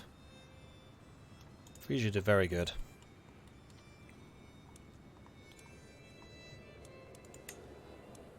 Right, so how concerned about factions am I?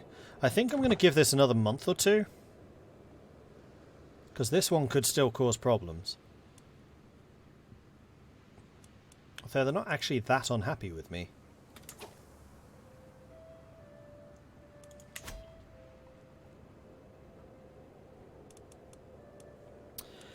Now, do we have hooks on anyone?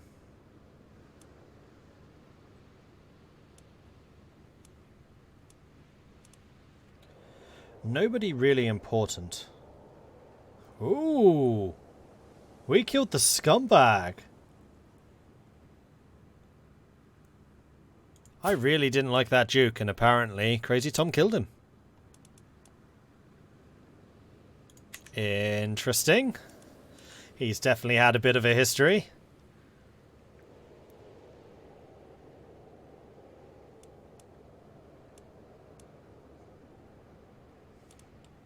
So Shadia, who is in charge of Takrur, which was one of the wealthier provinces, we have a strong hook on you.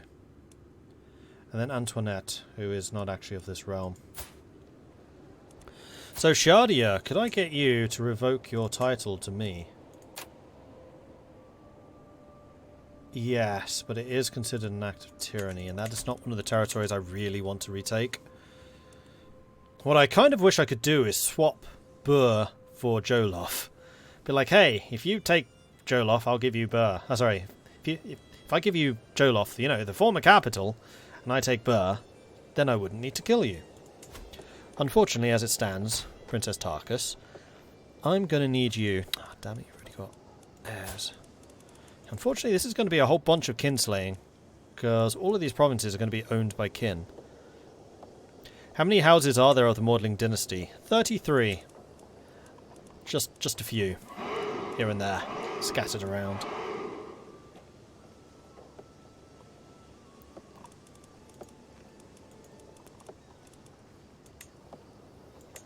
And right now, the most populous is Horn, then Tornamir, Takrur. I'm actually third, with 35 living members at this point. We've expanded quickly, considering we've been around one generation. Then Viangi, my old house, is fourth. Gavle, Rostock, Suderkupling, then the original Maudlings, still kicking. Arnbjorn, Prum, Beaumont, Kota Pudvirju, Azalkolla, Aachen, Bayeux, Svati, Odense, Lumby, Lujaver, Grip, Ulu, Jakolla, Scrauti, Groningen, Tinning, and then after that, these are all dead. I'm a little bit surprised that the Deerkirks died, because they were in charge of Arnfast. Is that what it's called? The duchy that's up here. Angria. Arnfast is a person's name.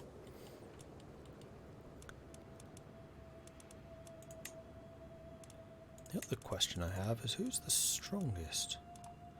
Prum, apparently, then Tornamir, Aachen, Gavle, Tukrur. So we're fifth in terms of strength. But that's because we've just taken this throne. We still have a few vassals to persuade of our magnanimity and excellence. That is a lot of people.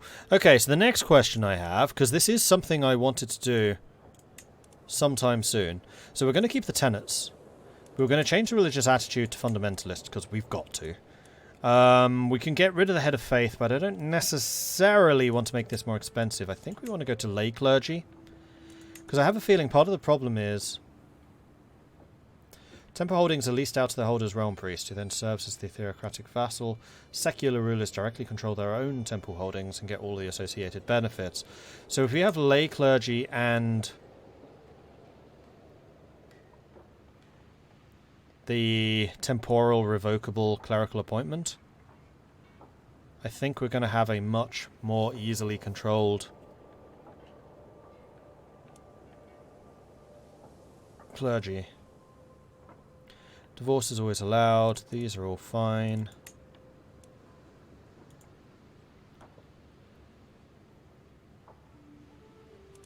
Same-sex relations. I think I'm going to make that shunned. I don't want to spend too much. But also, I don't really care. Witchcraft. We're not mystical. Not yet. When we go to India, then maybe we'll add that. And we'll leave these as criminal because it's quite a useful tool to control people.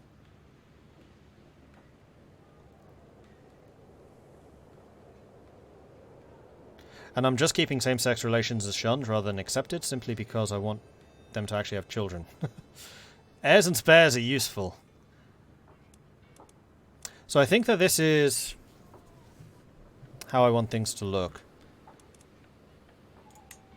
So it will cost me 2,875 to reform. And then we can also choose a new name and also choose a new icon. Which is probably, let's be honest, going to be the boat. Oh, wow. You can change everything here. Cool. Okay.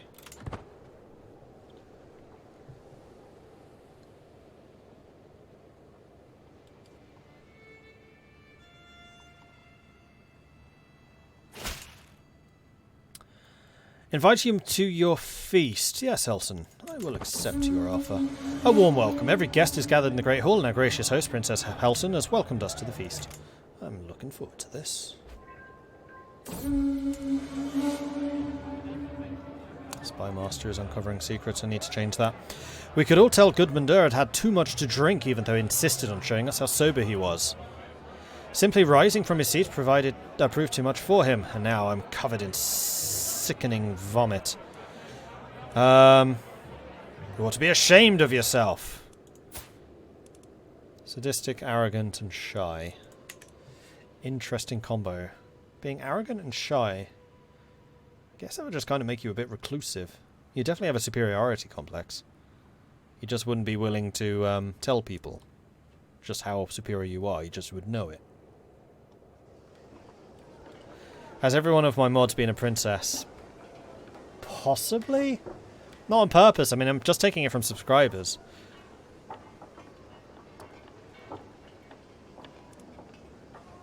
Right. I'm going to start searching for secrets against Boer. Because I am very confident in my ability to protect myself. With 23 intrigue, we're going to be really hard to assassinate. The conversation partner. As one plate of food is replaced by the next, my niece Ingfrid goes on and on about tome collections. And that's how we salvage this mess. Are you sure I'm not boring you, my lord? You're making a fool of yourself. You making a fool of yourself could never bore me.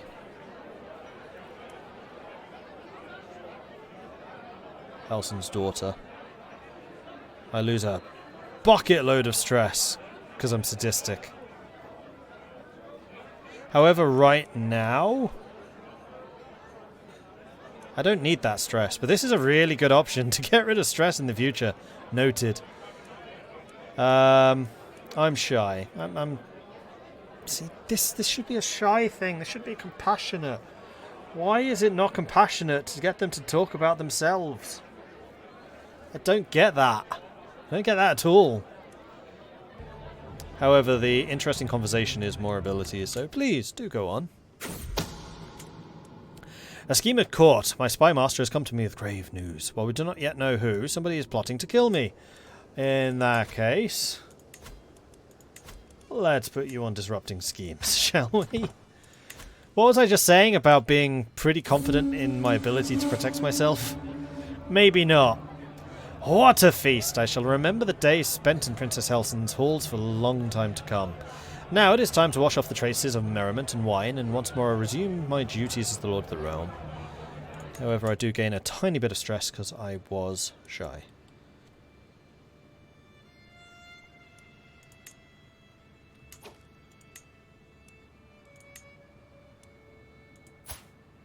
Mahmoud.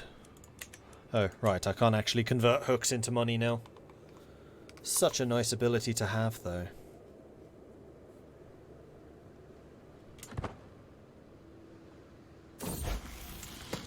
Magnus comes of age. I am proud to see my son is no longer a child. Careful planning. Can truly understand its uses. He knows many ways to get what he wants. Most importantly, he's highly aware of the political implications of those wants. He is a content paragon. He is just. And fecund. And the eldest son? No. The youngest son, in fact. Okay, so you lot, are you married? No. So Bothilda is quick and just. We need to start thinking about who our heir is going to be.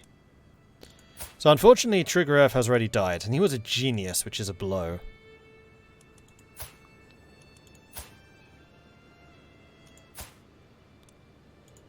So next up we've got Ingbjorg, who is intelligent and fecund, and just.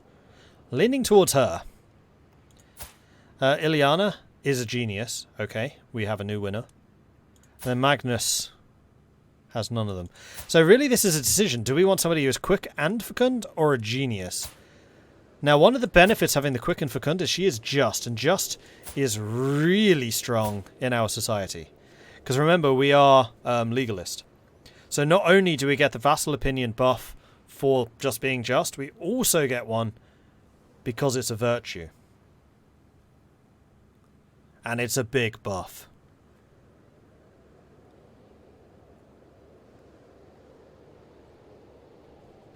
So you know what? We haven't done a poll for a while. Let's do a poll. Manage poll. New poll. New heir. Question mark. So are we going to make this Ingbjorg? Wait. Before we do the poll, we need to rename these people. These names are terrible. They should be more appropriately known as, for example, Princess, Hungry Gamer, and Princess Eagle Slayer.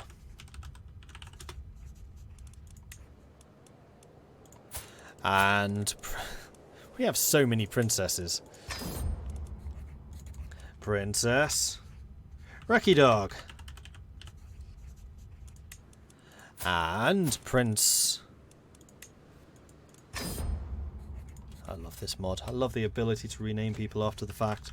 Call sign Slinky. Hungry Gamer, Eagle Slayer, Wrecky Dog, and call sign. Should we rename the eldest? Nah.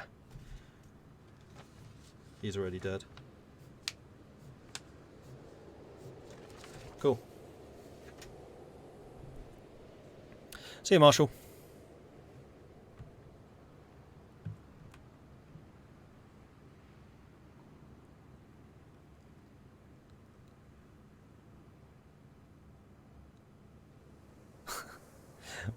That's terrible, poet. Make sure you marry the pole before you do a poll, or else you'll end up with a secret. Right, where has... there it is. New poll. New question mark. So the options were, again, not Hungry Gamer. Eagle Slayer, who is quick fecund, which also means that she's going to be around for longer. Fecund equals life expectancy, another 5 years, which is a lot. And it's also congenital. Or Wrecky Dog? Yeah, Wrecky Dog. Who is a genius.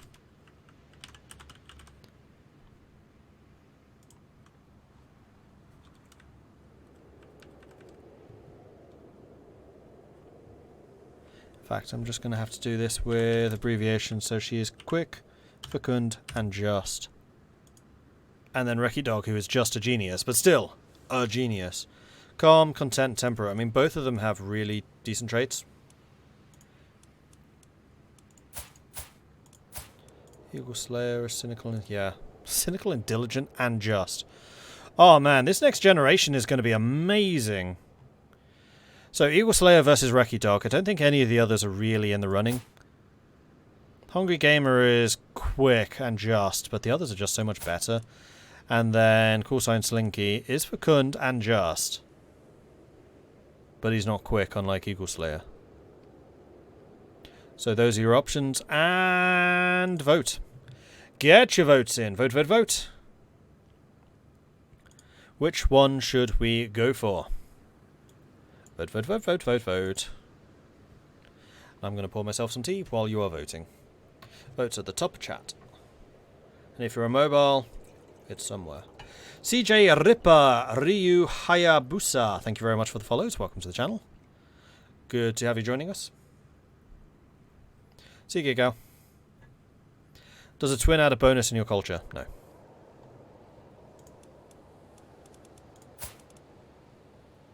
Just means that they like each other more. I want to vote Hungry Gamer just because I'm a hungry gamer too. Vote, vote, vote, vote, vote. We're about halfway through. And it's incredibly close, so every vote matters. And, as is traditional in these types of things, especially because we are, after all, the son of King Anon, completely bribable. Money talks and we listen. Eisendwill, thank you very much for the follow. Welcome to the channel.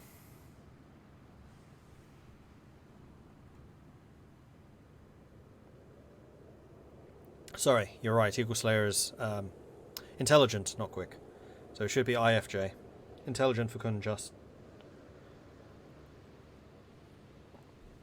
And the fact that she has 2 traits would be really good for the whole congenital inheritance stuff. We can always marry Genius into that again. I don't think there is an improved version of Fecund. Not that I've seen anyway.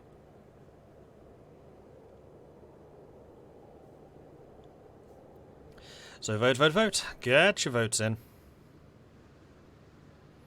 Eagle Slayer versus Wrecky Dog.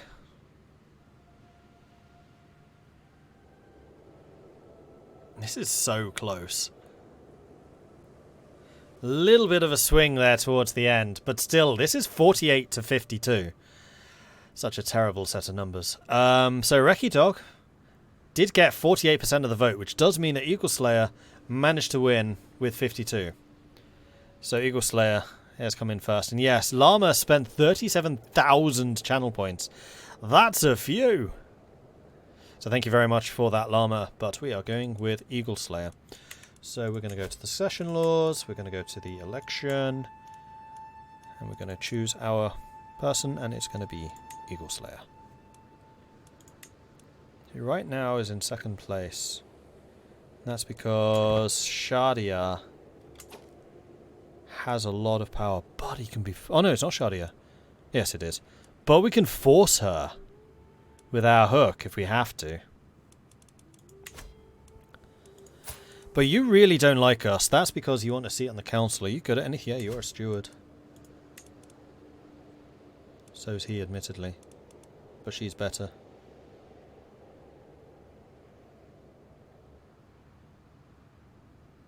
He's a duke, though.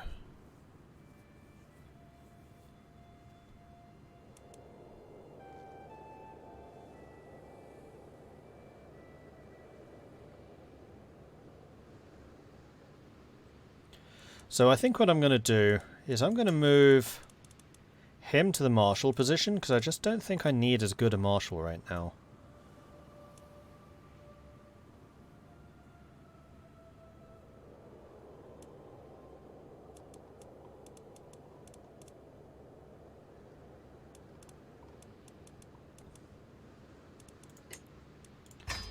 And then we're going to make her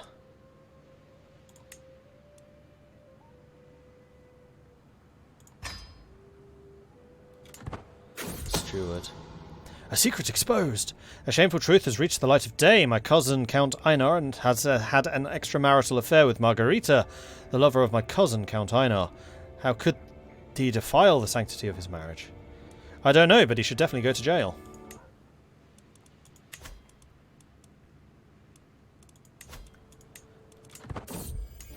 Out of wedlock. It's no secret that my guest Margarita is carrying a child conceived through sinful union. She is not a married woman after all. However, who fathered the child has been a mystery until now. Einar was responsible. Dun dun dun dun. The two silly zealots are still in jail.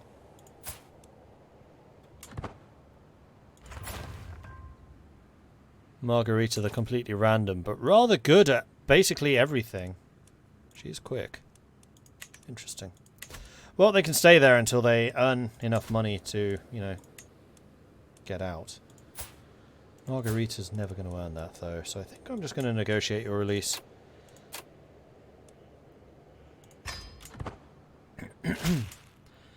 And then Einar, who is a count, so is earning money.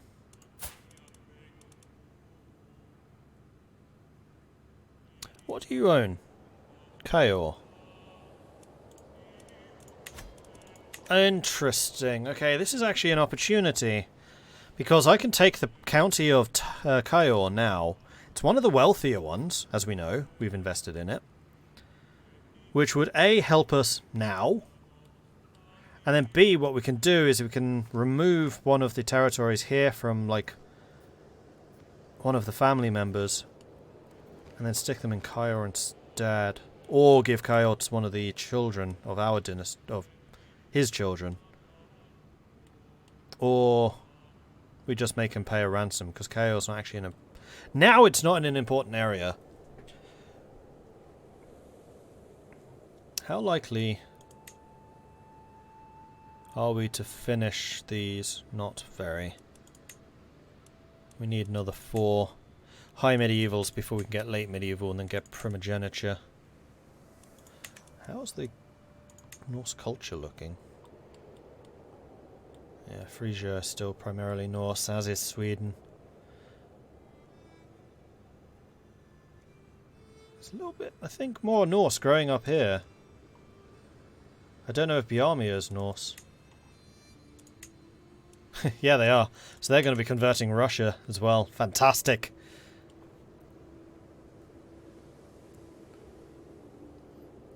Mr. Dunn wants me to drink some tea.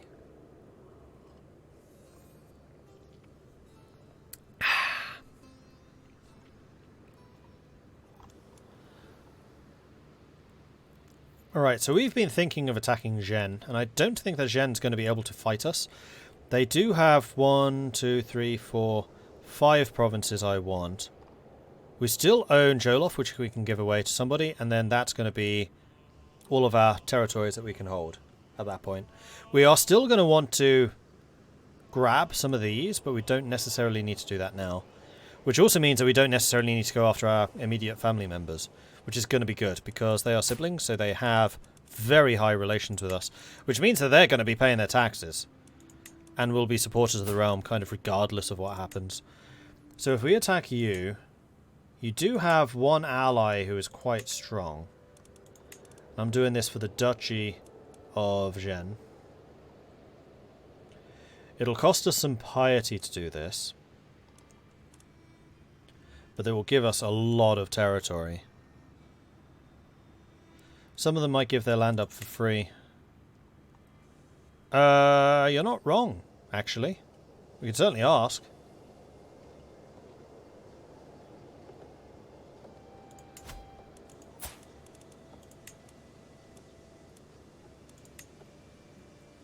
She would say yes. We would get the tyranny. Let's do this war first, because then I'll have the extra territories that I'll need to keep these guys placated. And I'll also have the army. So they're going to have 3,000 men, we're going to have 4,000. I'm pretty confident in our abilities to fight, especially now that we have trebuchets and more horsemen. This is all plains. So let's do this. It is time to bring out the safety helmet. It is an offensive war after all. Relatively equal armies. Make sure no hair is in my eyes. Make sure I don't hit my forehead as I put the helmet on, as I've done, because that hurt. Okay, war. We're going to war. Raise all of my armies here, please. Go down to speed 3. And move on. Hey, Valiant. 2, 1, raised. Okay, are you our best commander? You are. We do actually have specialist siege engineers, which is going to be lovely. So I think I'm actually going to split off the trebuchets now. Wait. Did I? Whoops. Okay, we have too many trebuchets. Not a problem. So we'll send you in to go and siege that down. Then we'll send the main army to more or less follow you. Because I'm expecting them to have troops out there. Also, before we do this, trebuchets need to have the...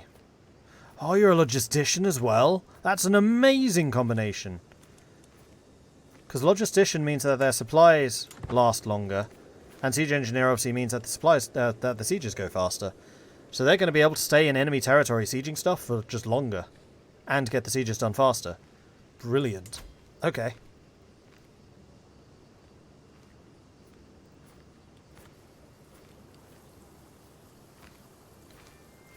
So you're going to go and start sieging this, which will be the first county. We have yet to see any of their armies.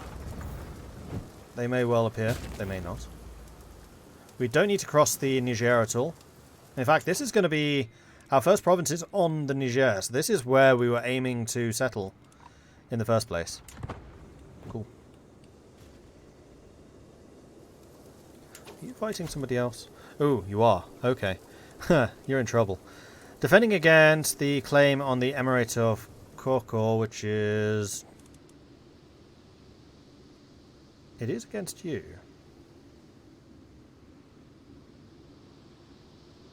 But I don't know for what. This is you attacking the de jure war for the Duchy of Bobo, and then my attack. So your armies are going to be elsewhere. So this is basically free sieging for us. I'm okay with it. And with the trebuchets, we do siege very quickly. Blimey. Yeah, trebs are ever so slightly strong. Staring at the stars. You know what? I think trebuchets need to be made more expensive. I don't think it's necessarily a problem that they siege so quickly, but they're too cheap for what they do. From all of my evenings watching the stars, I have seen with my own eyes what I've only heard of before. The stars move at different speeds and reverse their course at different times, but seemingly in large groups, depending on which celestial sphere they belong to. So the Godai is saying, keep your eyes down instead of up, and I'm going to say yes, because we are trying to get prestige because we want to reform the faith. We need to get our Africa-style Orsa through.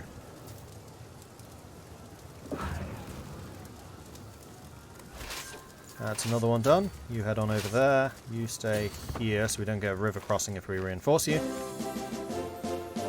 Huzzah!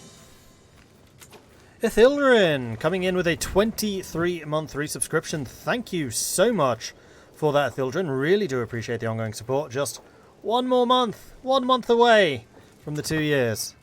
So close. Thank you. Thank you, thank you, thank you. Too many trebuchets, is that possible? No. Not really. Although I'm kind of annoyed that we have that second regiment of trebuchets.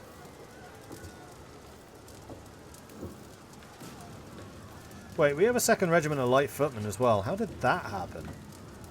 Oh, it's the inheritance. Right, when we inherited that county, we got their men-at-arms as well. So it's kind of too bad that we can't roll them into that. And we probably don't need the extra footmen. That's why our army suddenly got expensive earlier.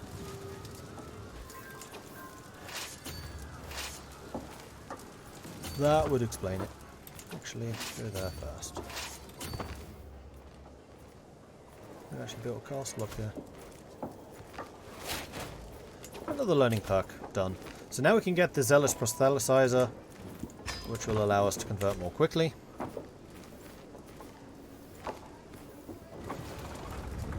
And we need 2,800 piety, by the way. Someone asked earlier how much piety do we need to reform? 2,800. And the piety we earn from this should definitely help towards that. Faction disbanded, the Liberty faction. Good. Because that was one of the ones that was a little bit scary.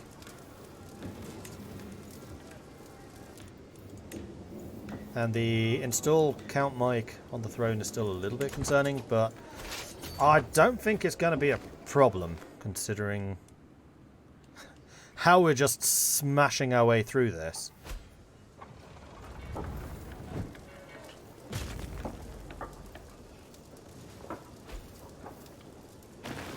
Got 2 regiments of onagers just for the sake of easy army splitting during larger wars. I mean, that's actually not a bad idea. And it's not like I'm at my unit cap either. Not yet, anyway. Alright, so if I move here, who's going to control this siege? You or me? The Danelaw is reborn, thanks to the efforts of the imposing Queen Gunhilda of Danelaw. Once more, the great island is under Norse rule. A victory for the Norse! Huzzah! Aquitaine formed Danelaw. That's amazing. Only took us until 1262. Danelaw best law. Well, I mean, Denmark in EU4 has an entire national idea which is just the Danish law. So, yeah. Danish law best law. Riksgård, I just was replaced, which means we don't have as good a one. What's the new one like? Ugh, 9. Blah. Definitely can't wait until I can replace those myself with the lay priests. We also need a new court physician. Yes, yes we do. Igalmu was pretty good. Recce Dog's even better. Eagle Slayer's pretty good. I think that this is a Recce Dog job though.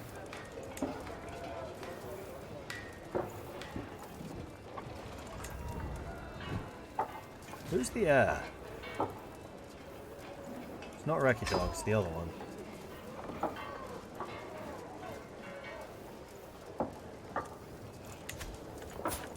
Hungry Gamer, right?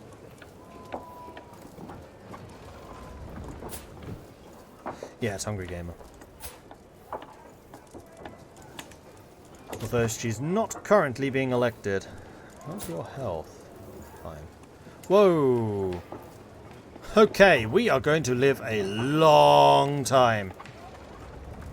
Whole of body, healthy, legendary blade master, herbalist, and iron constitution.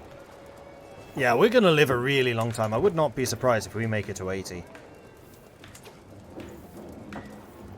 Which is going to be great. Having a genius on the throne until they're 80. Now watch as they die tomorrow. Alright, where is their army? We haven't seen them at all.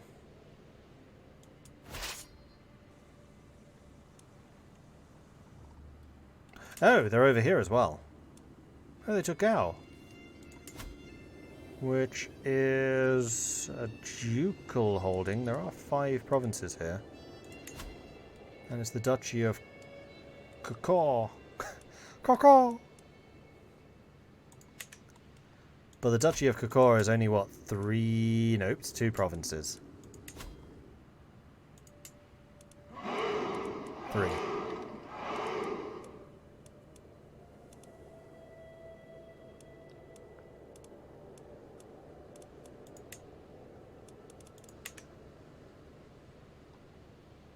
Oh, it's there. So it's a 2 barony, a 3 barony, and a 5 barony. So Gao itself Oh, these are all dry lands. Okay, Gao's not a good location. Dry lands and desert. Ugh. I prefer where I am. Much wealthier. Okay, so we probably do need to move the army over here just to take out Songo. Now we are taking attrition. Do I care? I don't think it's going to matter very much. Send the army in as well. Well, we'll send you here. Whoa, there's their army. Okay, we found them. Found them. Norse settlement in Sibi is completed. Good. But your work there is not yet done. I need it in Dakajalan as well. Also, we have a surprising amount of money.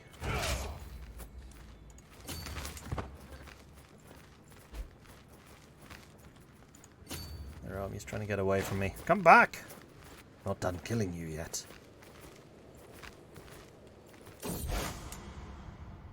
Old Usteruns in Northumbria. That's unfortunate.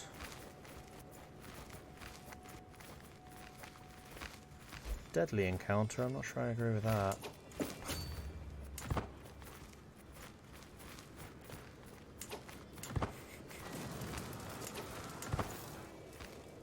Where are they going?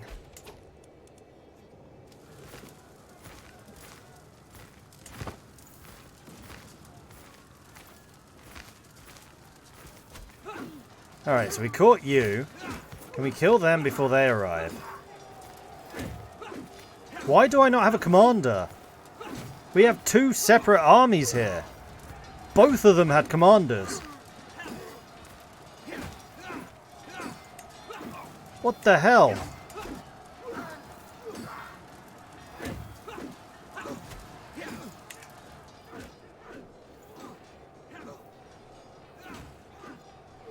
Huh?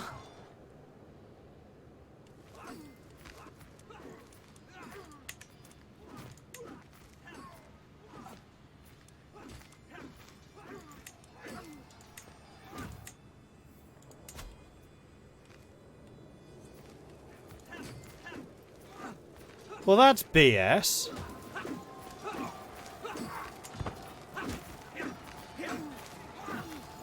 I mean, we'll still beat them. Especially if we kill them before they arrive. Damn. We're losing a lot more troops than we should have, which is going to be a problem for the factions. So this should have been a complete slaughter.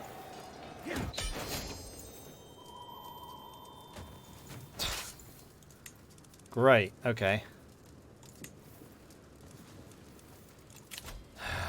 We lost 600, they lost 1,200. We should have lost about 300. But hey, a victory is a victory. Enforce. Cool.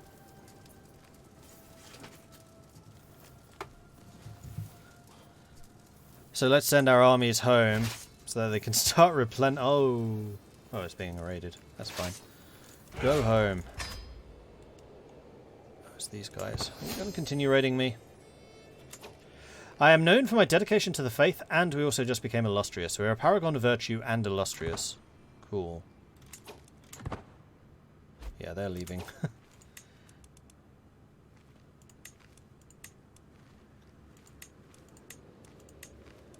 So, we need... No, don't need to do anything there.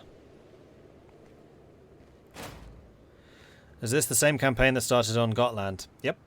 Oh, you are raiding me. Are you sure you want to do that? I don't think you want to do that.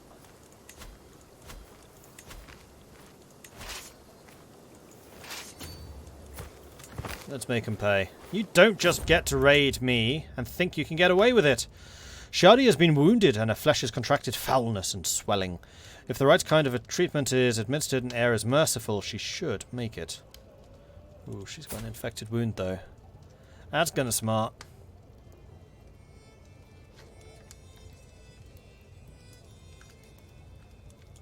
Mike's gonna inherit the land.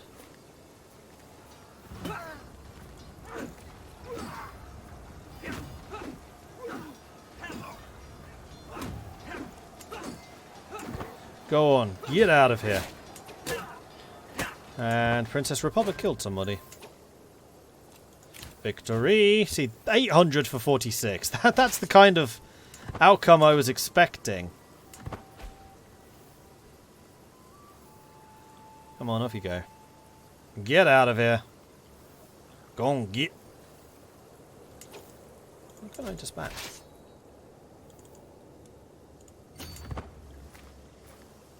It's costing me money, which I didn't need to be paying.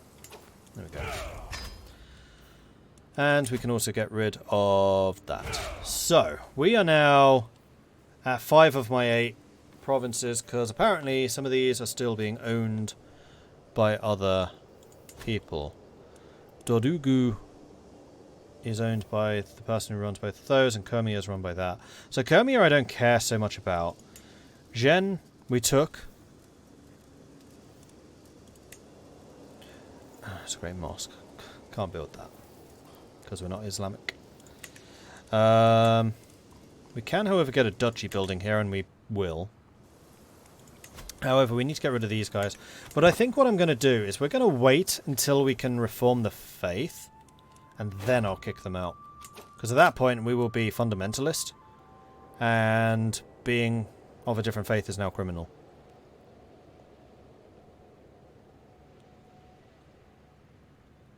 You want to pay a ransom for this guy? Maybe.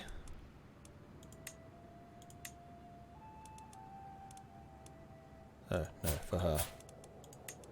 She is worth 25. So I will accept 25. Cool.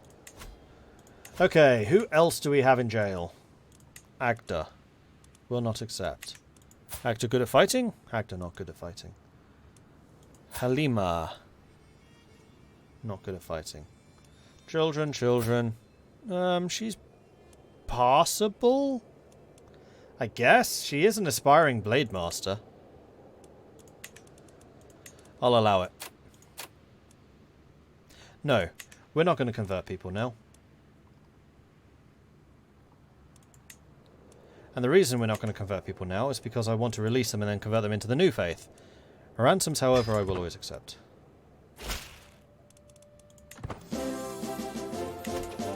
Huzzah! Mr. McNasty, thank you very much for the 3-month resubscription. Very much appreciate the ongoing support there. Thank you.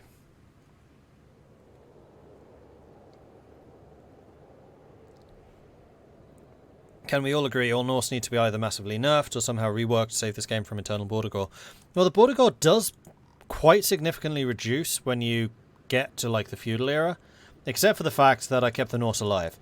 So, if we hadn't existed, it probably would be better. But even then, like, these areas aren't Norse. That's worse than this.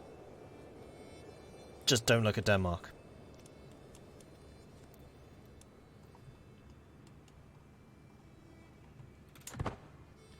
Alright, factions. How are the factions looking? They are actually going to be rising up soon. That's going to include Quagasol, Mike, and Shadia. Okay. We'll keep the money. I'm not going to build anything. That's fine, because if those places rise up, that gives me a reason to kick them out.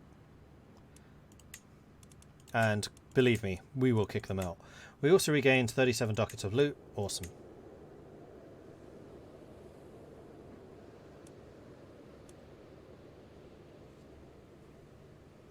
For England, thank you very much for the follow. Welcome to the channel.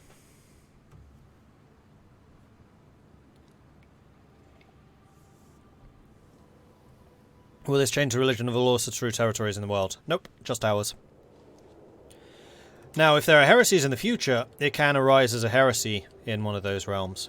But by default, it will just be down here. Which is why I think it kind of makes sense. New continent, new religion. That's how it works, right? New continent, new faith.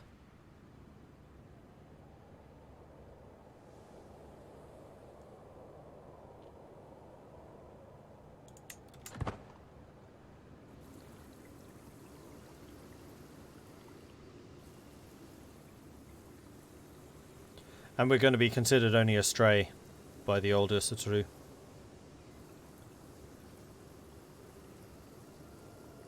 As opposed to evil or hostile.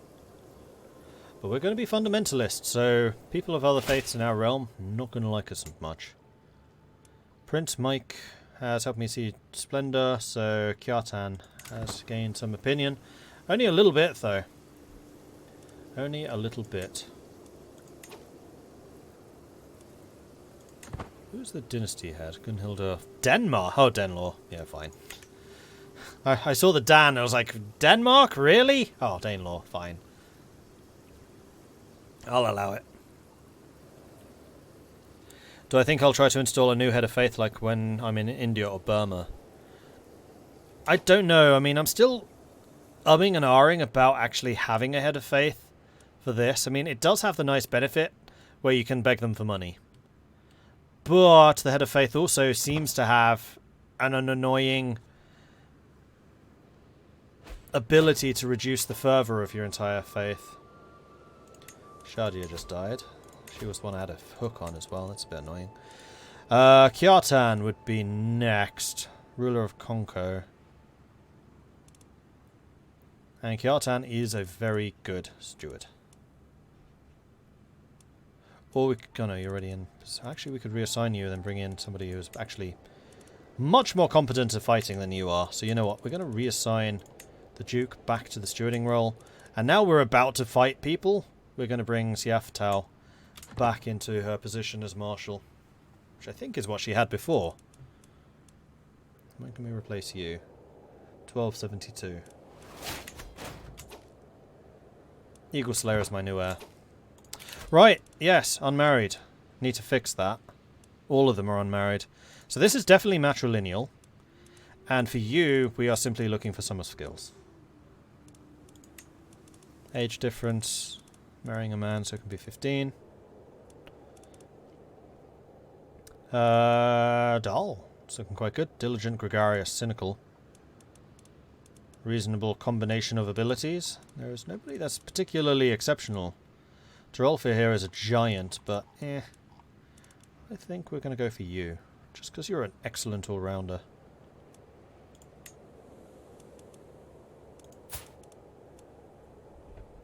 Brilliant strategist. You have really good base abilities. And that's what I'm really after here. Yes, having the inheritable traits is nice, but the base abilities just means that everyone gets better. Married. Marvellous. Okay, then we need to look after the others. And also, you need to convert.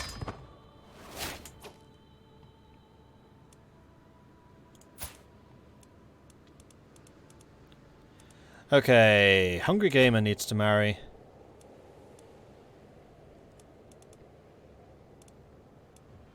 Oh, he has Lover's Pox. Isn't he married to one of... No, he's unmarried. Who are you married to? I thought I got you through marriage.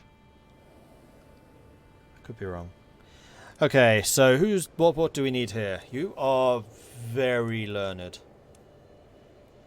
So what we could do is try and get somebody else who's very learned. Actually, or even more learned.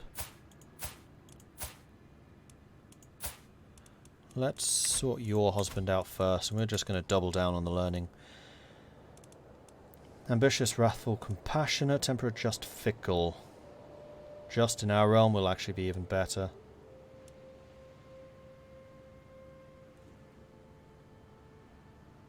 So we'll go for you.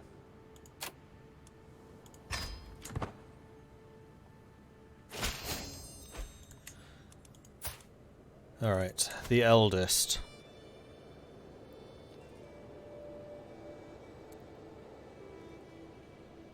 And Hungry Gamer...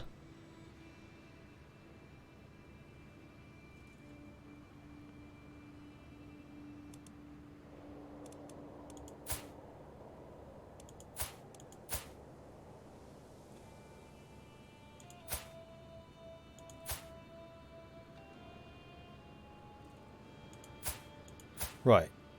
You're married. Wreckage Dog was the genius, you're done. So Hungry Gamer is just kind of surplus. So we could try and marry you off for an alliance, I guess?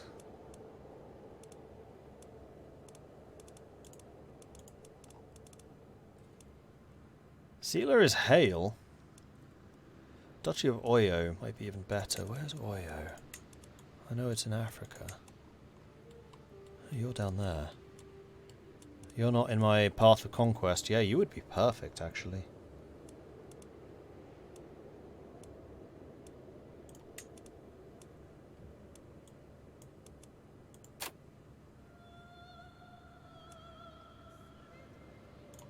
Done. Okay, is that all of them? Except for him. And you...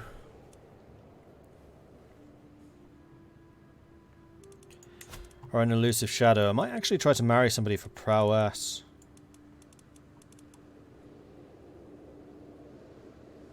Really? You have the highest... you do have the highest prowess.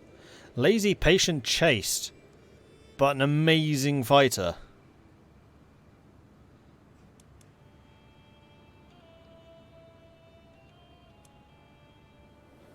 Brave, honest, diligent. I mean, these are all a bit old for you.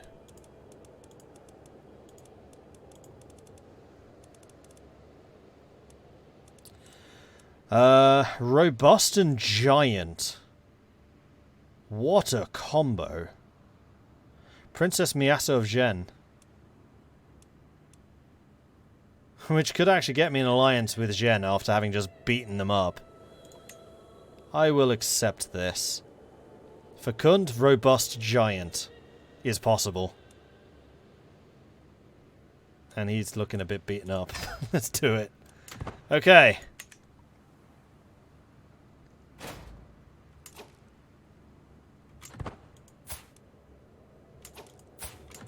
Is he going to agree?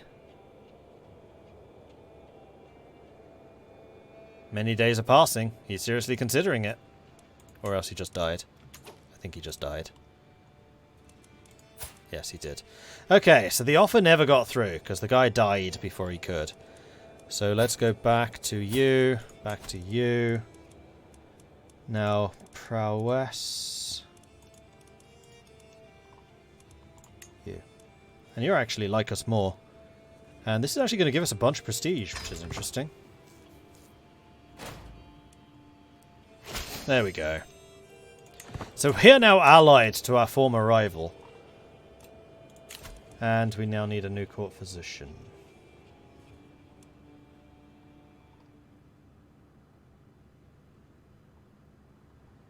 Which is going to be Eagle Slayer.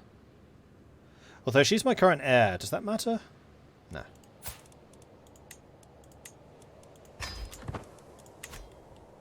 Just gives her the ability to possibly become a physician as well. Call to arms. So, Zhen is calling us into a war against several people, yeah, because we did kind of beat your armies up. Do I have any reason not to defend you? They're trying to expand into Bobo. Where's Bobo?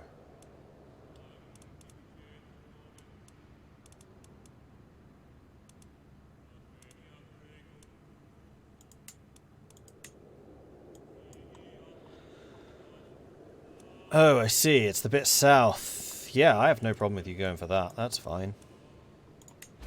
Done. So we're now fighting against the Mel Band. This is an excellent opportunity to stretch our fighting abilities, though I'm not going to do that.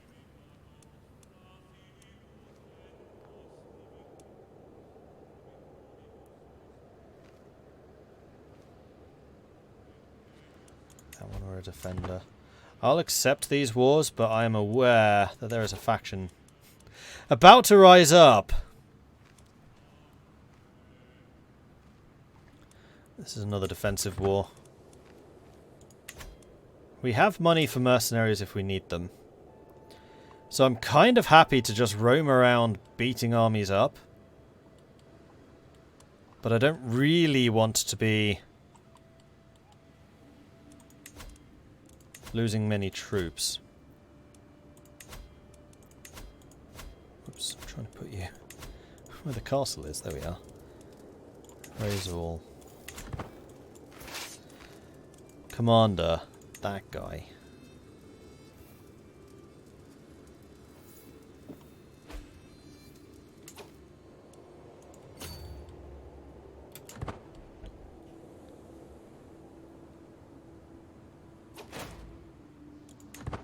One down.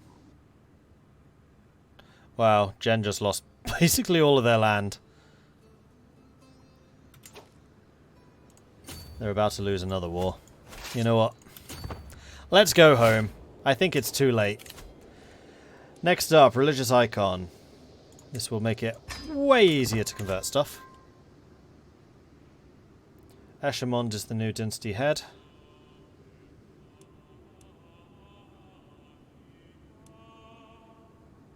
Oh, this is their offensive war, so they're about to take some land off of Nalu.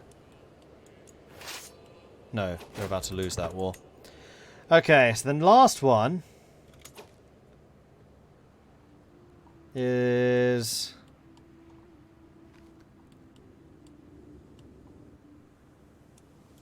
What are you even trying to defend? Oh, Kukia. I don't think that you really... Why am I in this? I'm not allied to these people. I'm now defending Upper Gurma. I have no reason to be in this war. I am not allied to them. Alright, we're going home. This is definitely a bug with the logic behind joining wars. I should not be in that war. I'm not allied to Gurma. I have no affiliation or relation to Gurma. So we'll let the 5-month tick down happen, because in 5 months this is going to rise. And that's a bigger problem.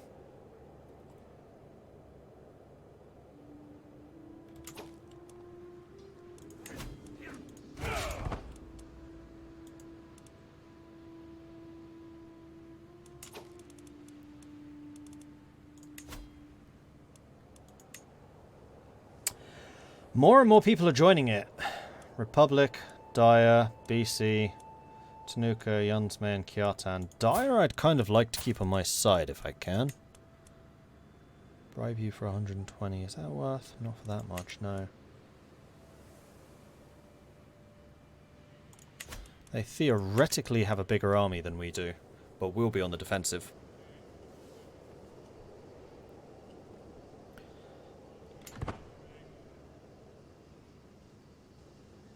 It was an inherited war when the vassal lost and was taken by the other faction, but I'm not allied to that vassal. I'm allied to Zhen, who is still independent.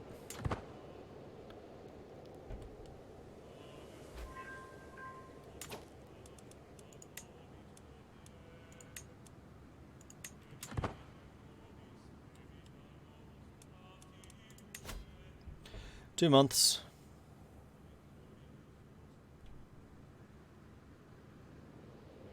One month. Modelling tours. Prince Rebold of West Francia. Interesting. Right, I have prisoners that we should possibly be ransoming. If you're going to pay me money, I will accept your ransoms. But only those of you willing to pay actual cash money. If there is no cash money available, then I won't. Quaggasol created one. Dangerous faction, yes, I am aware. Thank you. Can send an ultimatum at any time. I mean, the longer you wait, the stronger I get. So, pray, wait.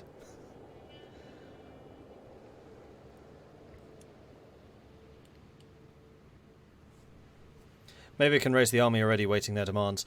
I'd rather not. Because raising the army does not take long. We're a pretty consolidated territory.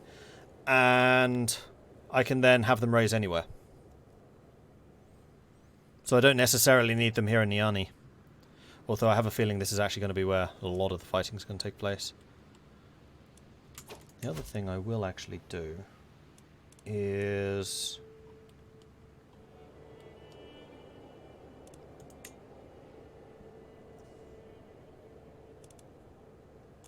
No, I won't.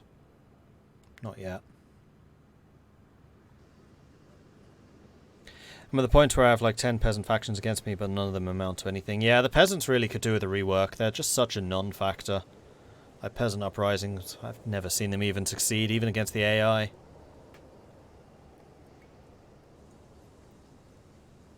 What did I do to get all those factions against us? Part of the problem is the fact that we just have so many counties. I have not been consolidating into duchies because duchies are expensive and I'd rather spend the money on upgrading my economy. My spy master has come to me with a discovery. She is certain that my cousin Count of Gotland is scheming against me. Is he indeed?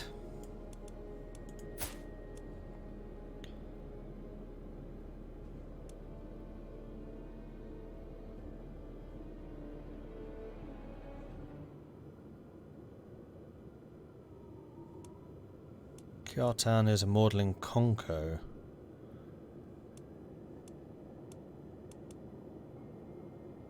What relation are you to me? You're my cousin.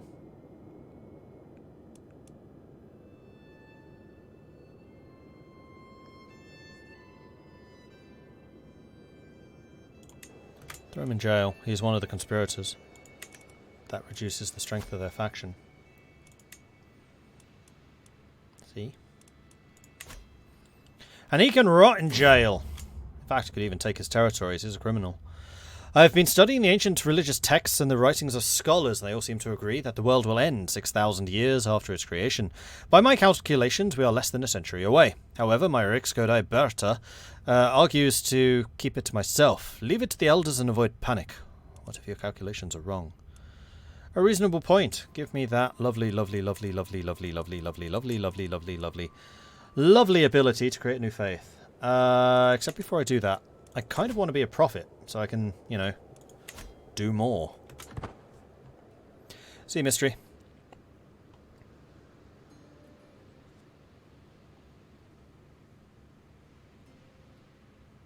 How do you upgrade the economy? Yeah, you build buildings.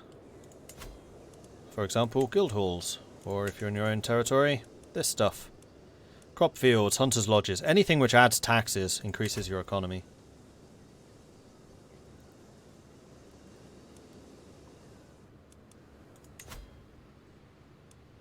Their faction power is dropping. That's speed 4. I think we may have dodged the bullet there. Although the bullet may well rise up again when we convert.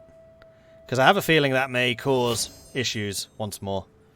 Our culture has discovered hoardings. Okay, they're cool. That's going to be more fortification era buildings, which means, I think, that we can theoretically get concentric castles now.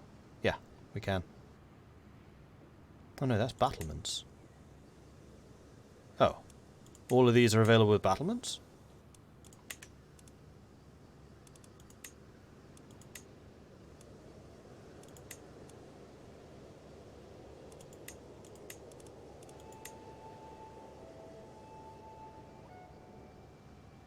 And you need a concentric castle before we can upgrade these fortifications. I'm guessing it's actually this. Call to arms. From Kotoko. Peasant revolt. Nah, you can deal with that yourself. I don't want to be pulled into other wars in case my armies can't be sent home immediately. Neighbouring ruler lost a war, that's good.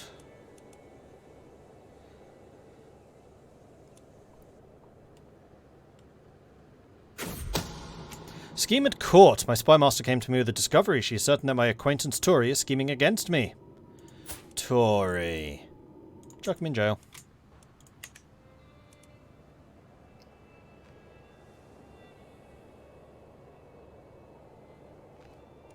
I need to remember... Does it actually say why people are in jail? No, it should. Because that's kind of important information to know.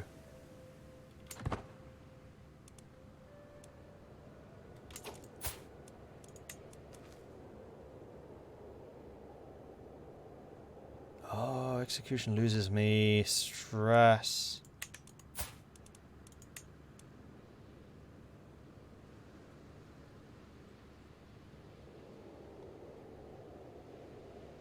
Spending piety for this, do it.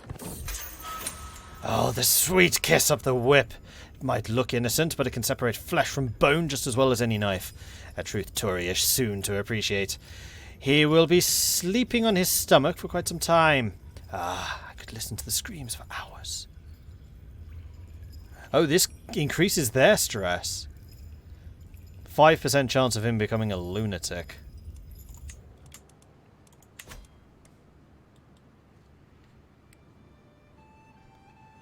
Well, got rid of my stress. I'm feeling good. Combat practice. Hungry gamer increased prowess by 2. Oh, nice. Invalidated. Yeah, because I was never part of that war anyway. Get out of here. Go on, get.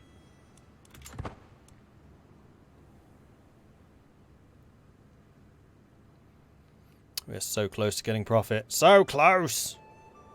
Come on, bit more. Ah, you've increased control. Let's continue doing that. Is there anywhere? Oh, actually, yes, over here. Now, do I own any of those territories? I own Gen. So increase control of Gen, please. Learning. Profit.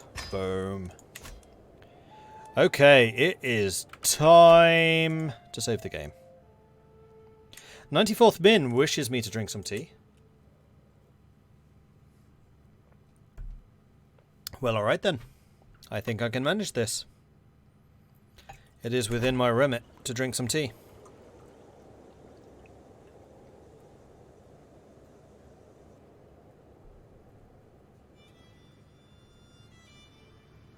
Hover over the ball and chain. No. Nothing. Oh, that ball and chain. It just means that they're a criminal. Doesn't say why. Although, actually, hang on. I am under my limit. You are a count. Conco's not necessarily one of the territories I wanted to hold on to, but I now have a legitimate reason to kick you the hell out. Oh, no I don't. He's a criminal, though.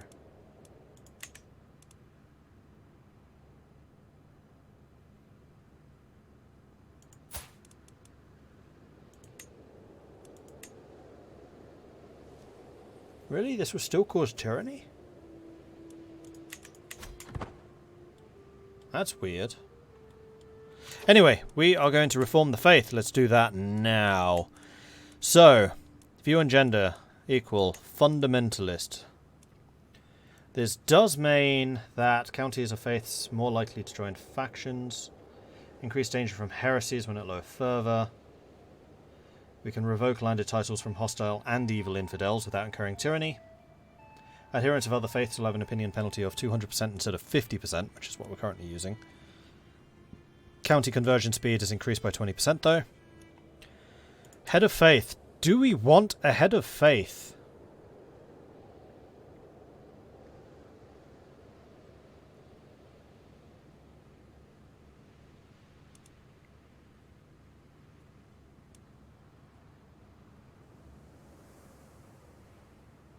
No.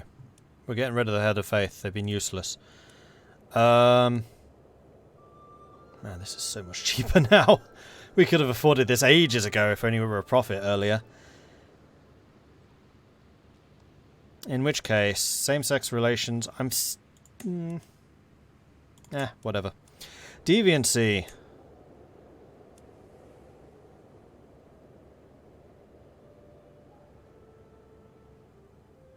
Don't know what that actually means. Female adultery. Do I want to make... For criminals is a sin. We'll shun it. Witchcraft. Shunned.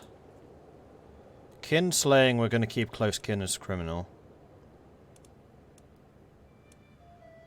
And all of those we're going to leave as. Legalize witchcraft.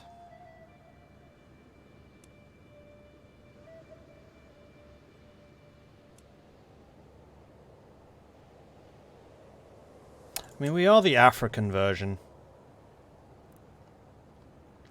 So we'll say that this is the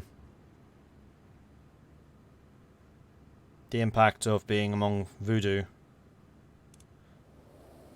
Do we want to replace any of the tenets?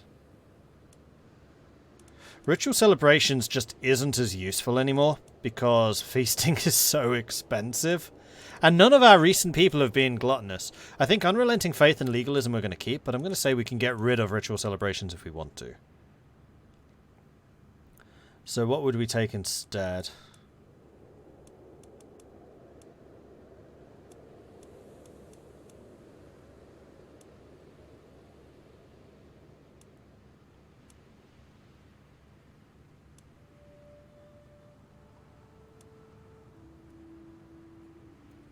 Religious law? Double down with illegalism? Because I have been pushing legal characters pretty heavily. Rulers with high learning may condemn sinful vassals. The more sinful the vassal is, the less learning the ruler needs to condemn them. Condemned vassals are seen as criminals and may have their titles revoked.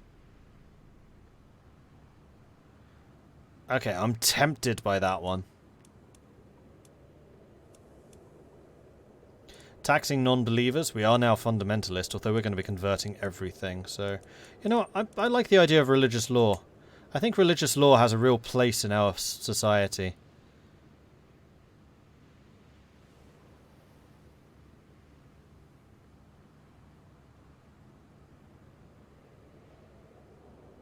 Ancestor worship or reincarnation. Ancestor worship would be appropriate as well.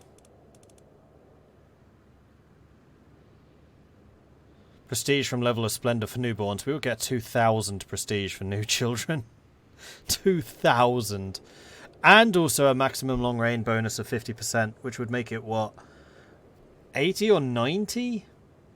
I'm not even sure that characters would live that long.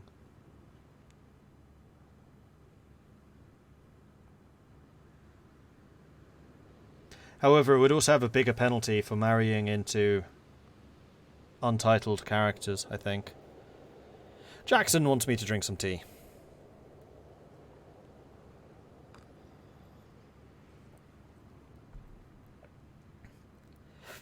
Has anyone had an issue where you're allegedly above the vassal limit, but granting vassals to people doesn't actually reduce it?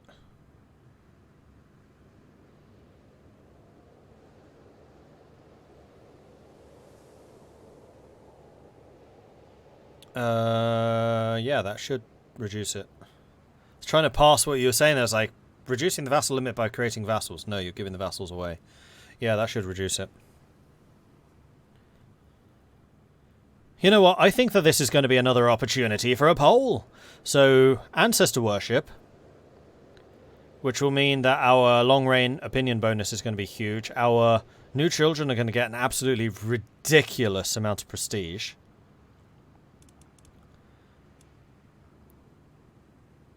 Communal identity. Conversion speed in counties of my culture goes up. Promote culture speed in counties of my faith goes up. Conversion speed in counties of different culture goes down. So it just means that we need to convert places which are already our faith.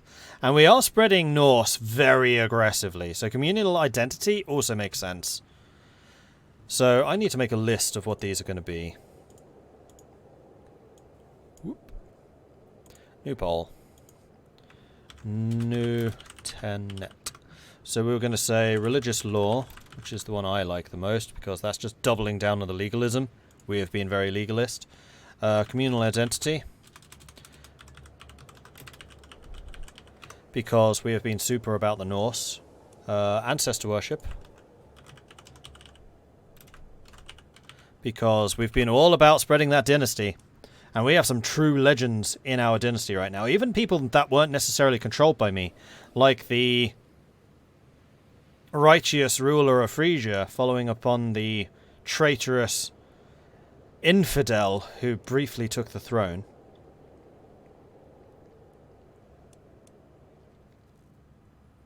Ecclesiarchy would have been nice when we actually controlled all the holy sites.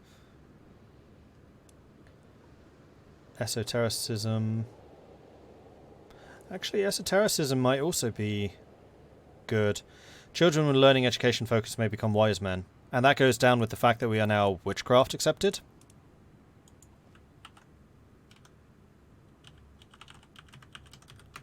I think that works in well.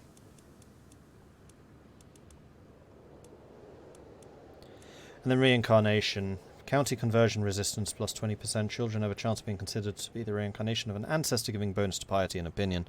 Maybe? Maybe.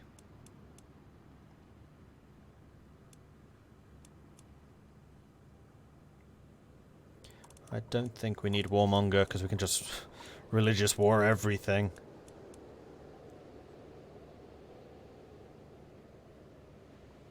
We're definitely not adaptive. We're definitely not assessed. Whoa, that's... that makes a lot of things sins. No, not in my society.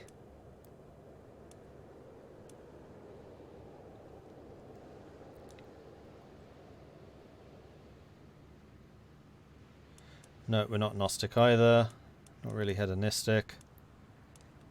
Manicum preachers. County conversion speed. Characters of the faith gain additional bonus upon successful completion of a pilgrimage. Make temperance a virtue, gluttonous a sin. I mean, this would be like a 180 on the... Nah, we don't really have the history of that. Making gluttonous a sin, I just don't think would be a thing. I mean, it's never been a virtue, but I don't think we'd go so far as to make it a sin. So yeah, reincarnation's going to be the fifth one. I can have 5 choices. So the options are going to be religious law, communal identity, ancestor worship, esotericism, and reincarnation. I think those all make sense.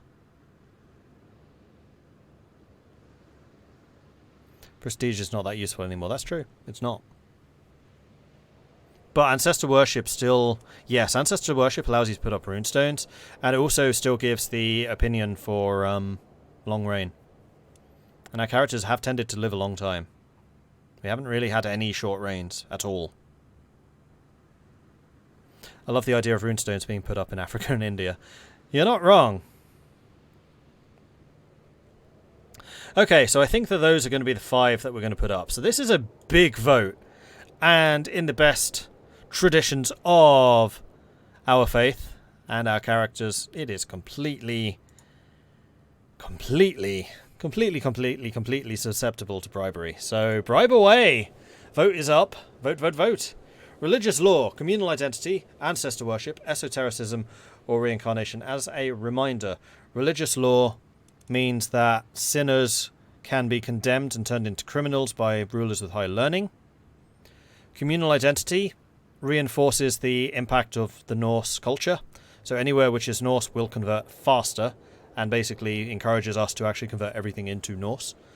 Ancestor worship will give us the long ruler bonus, but also possible penalties for prestige for marrying lowborns. We have married quite a few lowborns, so that may not necessarily be the strongest choice, but it will also allow us to put up runestones, which is kind of cool.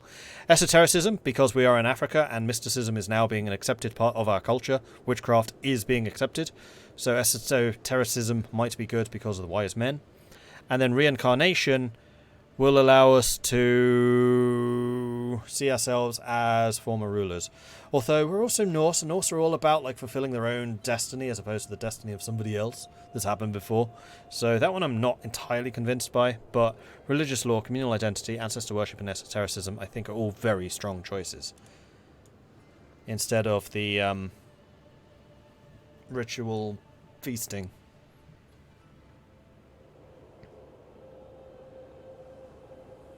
Religious law will not work good for you. You turn some sins from illegal to shunned. Well, we can always turn those around again, though.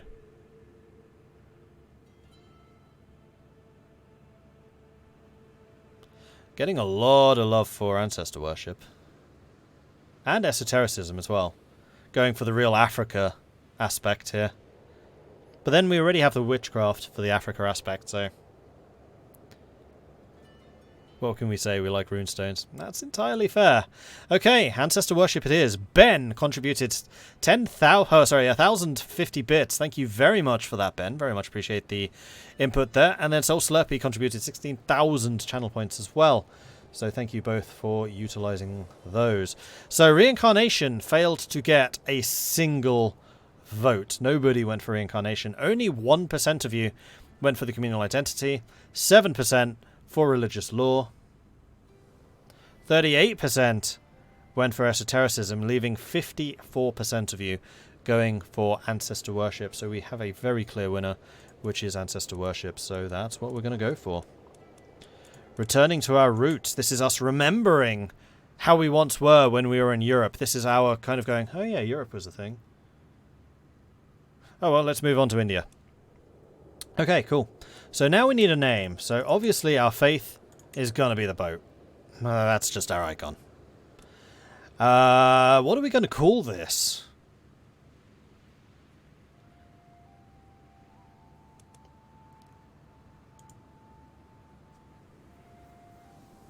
True, also true. Also truism. Also truology. Runic, also true. New, also true. Also true V2.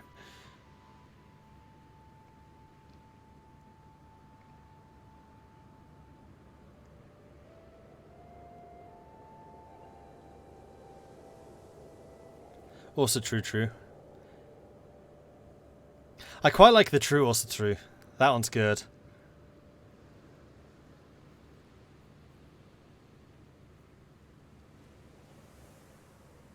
Also woo.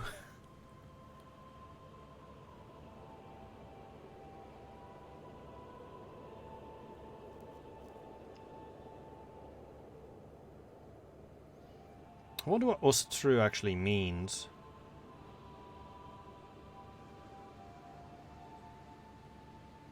And I wonder if we can come up with like an ancestral also true or something.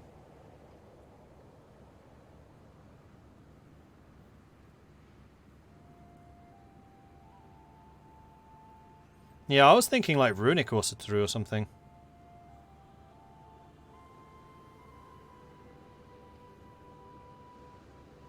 True also true fits the fundamental aspect, that's true. Name it after the leader? Crazy true.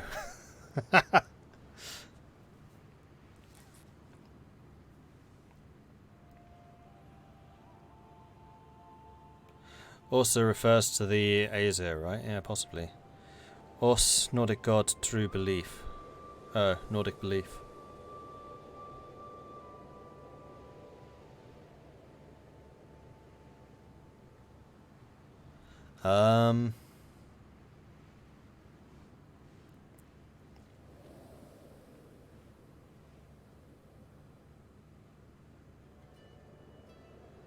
Maybe Ofratru? As in African belief? As opposed to Nordic? Afratru?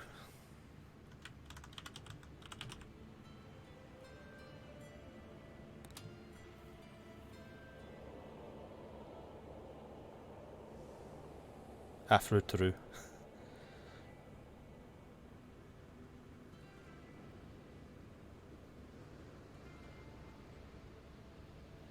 Also is the genitive plural of us, to be exact. Okay.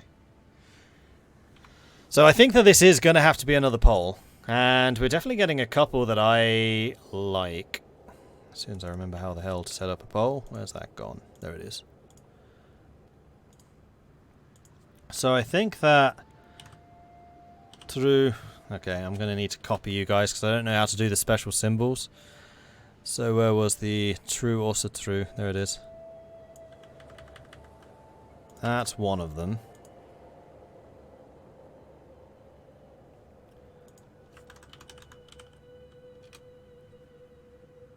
And then we have the Ofratru.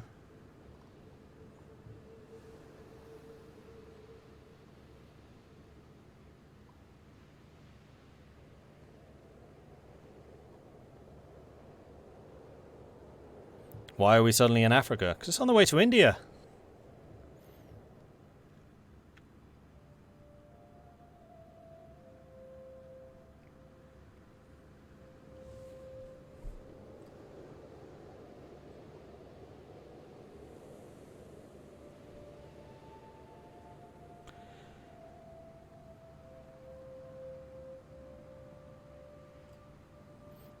Which one is the Africa belief? Witchcraft.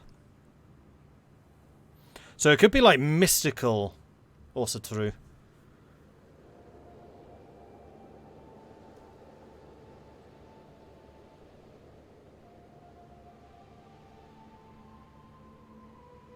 Voodoo true. I mean...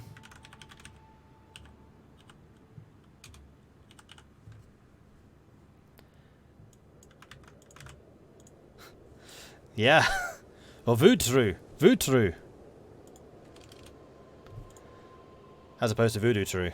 Voodoo. I quite like that.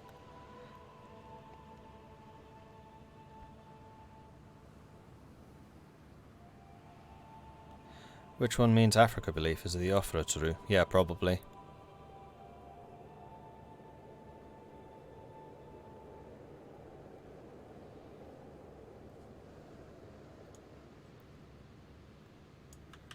That's probably better. Voodoo true.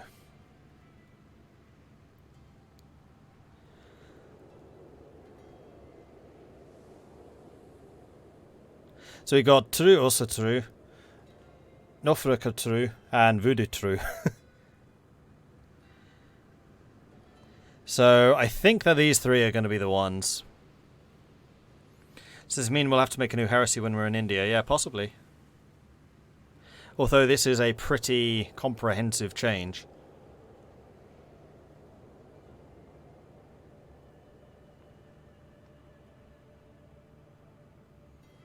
Except we could always change some of the tenets around if any of them don't really make sense anymore. In the same way that the feasting one didn't. Because we don't really tend to feast. New faith name. Okay, I think we've got the three that I like the most. Timbuktu. We're not really in Timbuk though. That's still further on.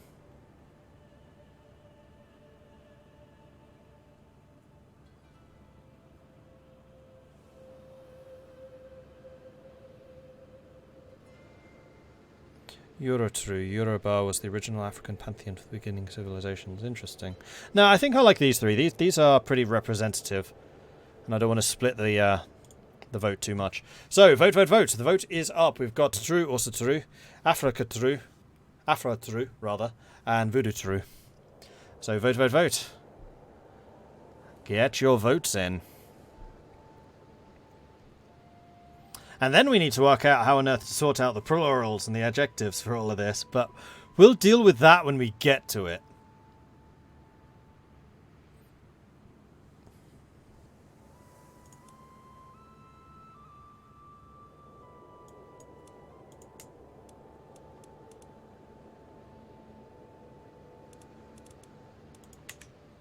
I'm going to need to work out how on earth to get the A from also true in.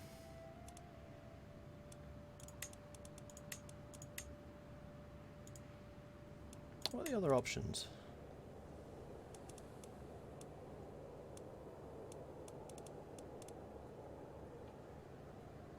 Okay, there's a couple of interesting ones. Definitely like the boat the most. It's just so appropriate for the March of the Vikings. Vote should be top of the chat. It's there.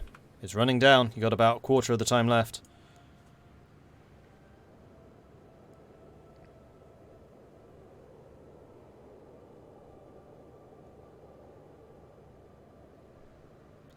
True, also true would be the belief of the Norse belief. I mean, it does kind of make sense. It is the fundamentalist one.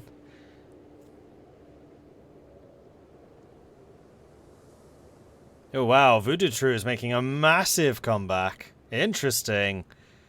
I have a feeling someone's using their bits here. That's a big switch around.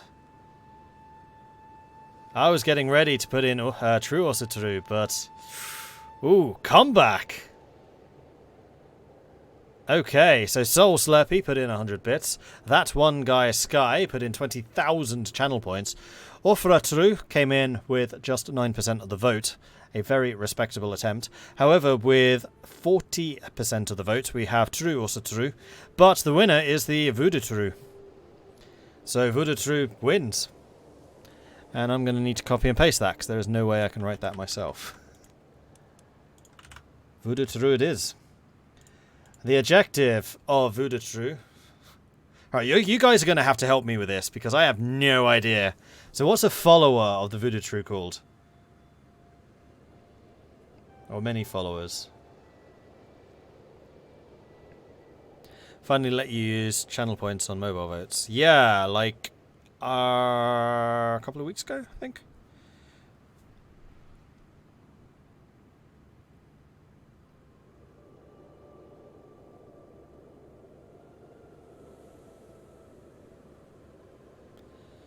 Also Truian. Also Truan.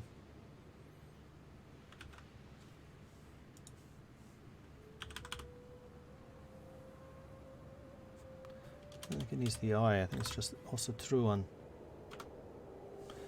A single follower. So this would be the same as like a Christian.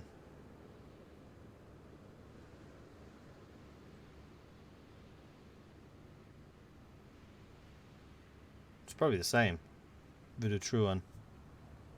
Voodoo Trooper. No, a bit too modern. Truist. Voodoo Truist, Voodoo Truan. I think Truan works better. Many followers. Voodoo Truen.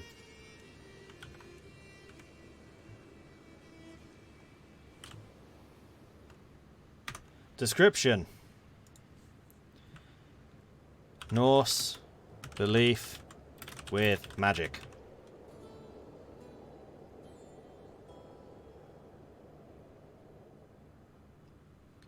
Yes? Do we have anyone going, no?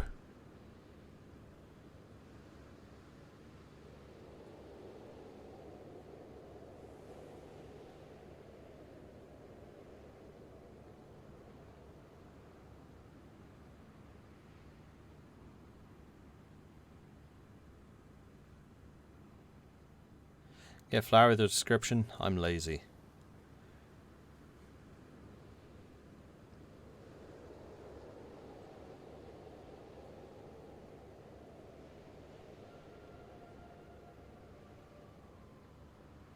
Okay, I'm not seeing anyone saying no to this. So I think Voodoo True is what we're going to be called. 14 of the 17 vassals will convert. All of the close family will convert. We're abolishing the church.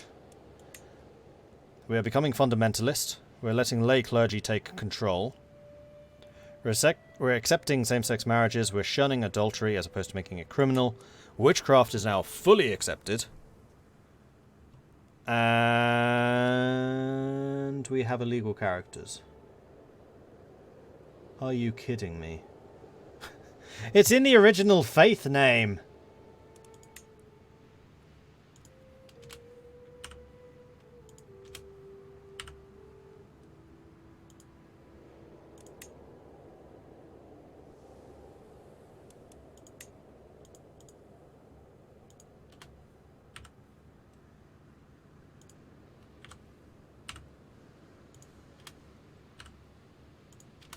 Whoops.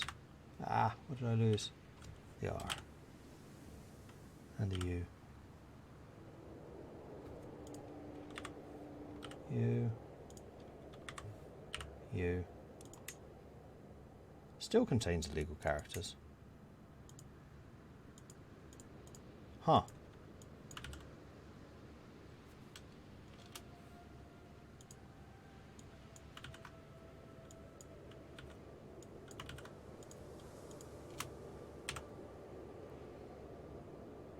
I did the regular use. Didn't work.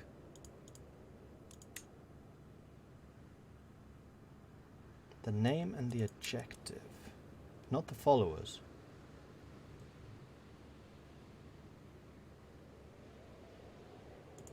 Maybe it's too long? Nope.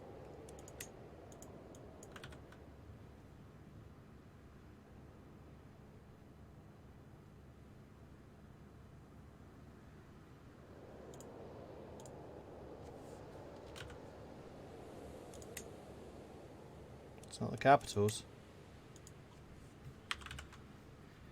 Ah. No, there's no space. Just checking that. Ah, there were spaces. Because I copied it. Yep, there we go. That would explain why this was looking so small as well. Alright, so Voodoo True it is.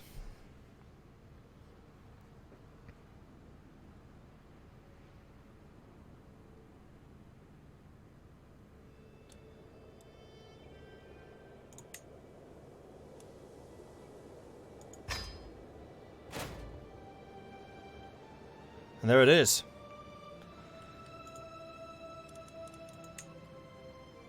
Åsa Truand, Voodoo Truan. Oh, it's called Voodoo Truan there. That should probably be Voodoo Tru.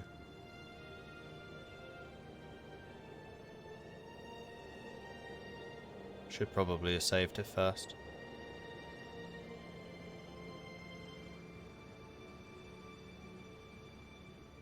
So what's that? Is that the adjective?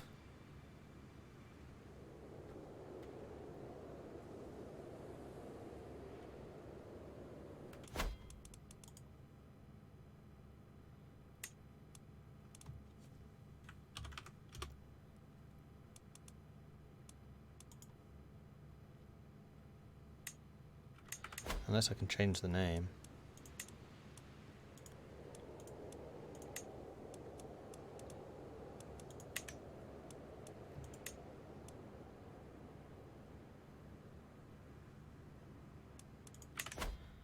Which I can. How did we do it before? Was it a console thing? No, we changed the belief.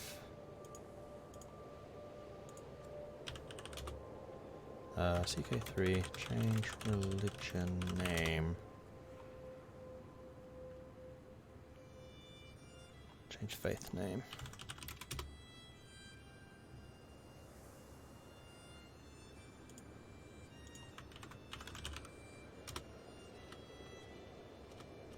Doctrine, fervor, doctrine, faith, character, history.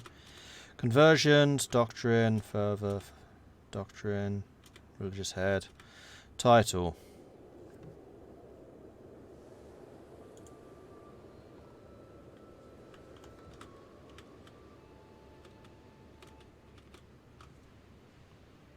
No.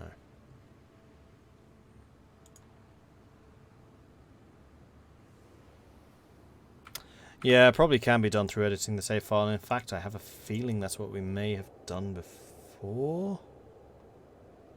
I mean, it'd be just as easy to just reload that. I think we did save just before. A month ago.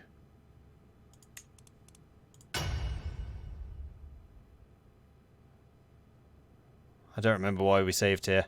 Let's just go back to it and then we can redo that. I mean, I still have it. Copy in everything, so I know what we did. It wasn't that long ago.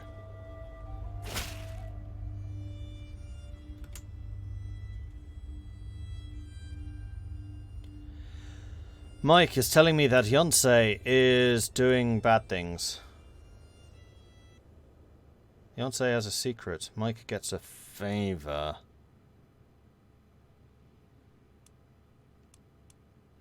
And I get stress if I choose that. I really like Mike having a favor on me, though.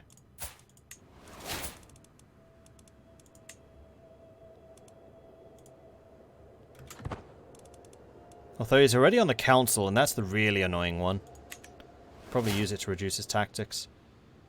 You reduce his... Oh, yes, just a witch. Pfft. Well, that's irrelevant to me. Wait, did we already... Oh, already a prophet. So that was literally... Okay, hang on.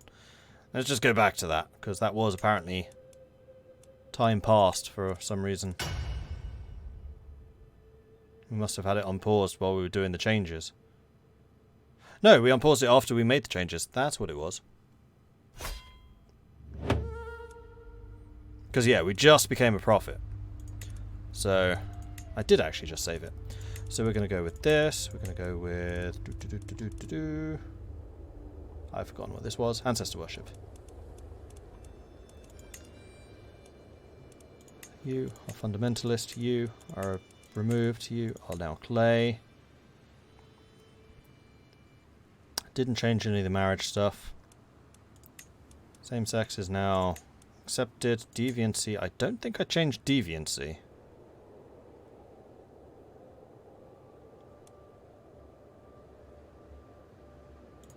Let's just shun it. Male adultery shunned, female adultery shunned, witchcraft accepted. Kinslaying is still illegal. That's still temporal revocable.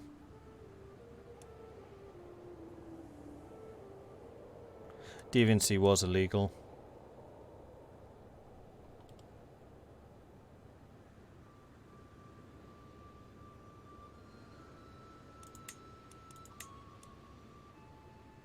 Yeah, I don't know. It's never come up. We'll just shun it. We're a lot more understanding. We're fundamentally understanding of people. Or something, I don't know. Alright, you go in there. Get rid of the Uan. Your EN. Then I think the adjective is also just Usatru.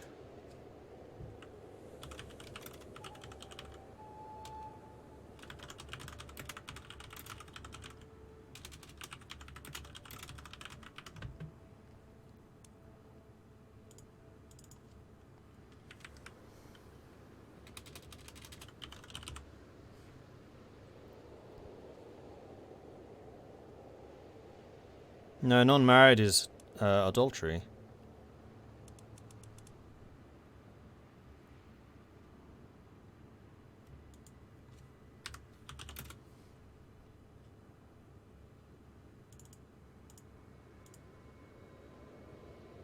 So hopefully that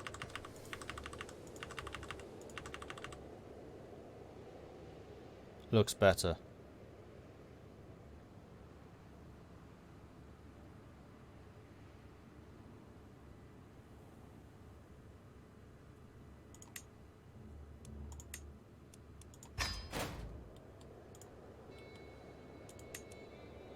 Voodoo. Yeah, we're good.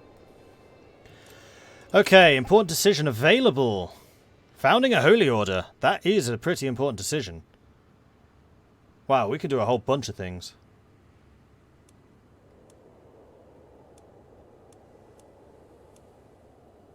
What's that holy site? I'm going to guess that's the same ones. Yep. They're all in Europe, even though we are down here. Which also means that we're not going to hold any of them, so we're not going to get any of the bonuses from them, I don't think. No matter. It's a nice little bit of, nice little change. Nice bit of, immersion, lore, whatever you call that. Alright, so we are a wise man? No. Yes, we are. So, Crazy Tom was definitely the right person to do this. So, founding a holy order, I think would actually be a pretty good idea.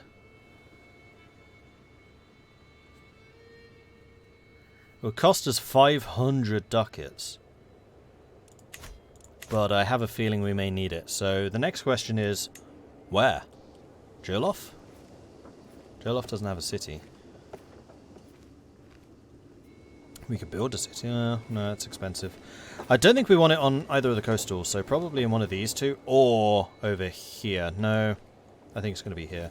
And I quite like the idea of putting it in Dagana. It's just a castle and a city. That's all that's present here. So Dagana is where we're going to place it. Found Holy Order. Change headquarters. Oh. I can only put it where I control.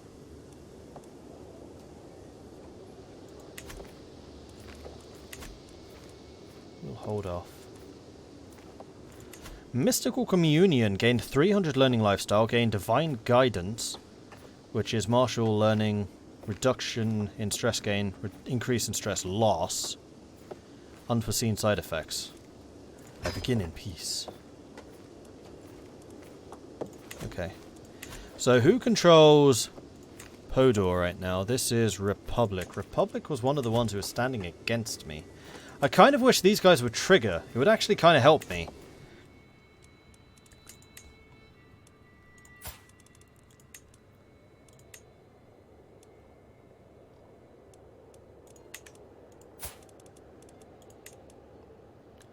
$50-50 on you accepting the imprisonment.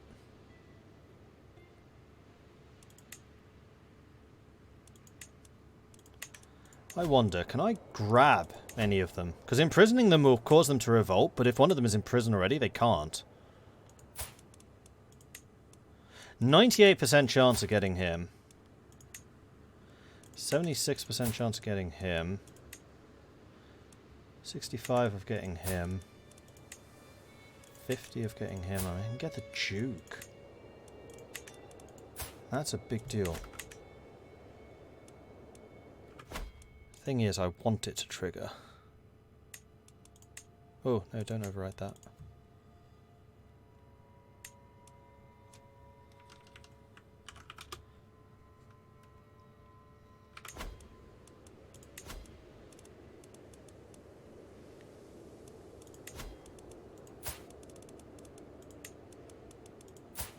And he is voodoo true. Are any of them not? You're not even our faith. Where's Gangran? Oh, Gangran's one of the ones I won. No, it's not.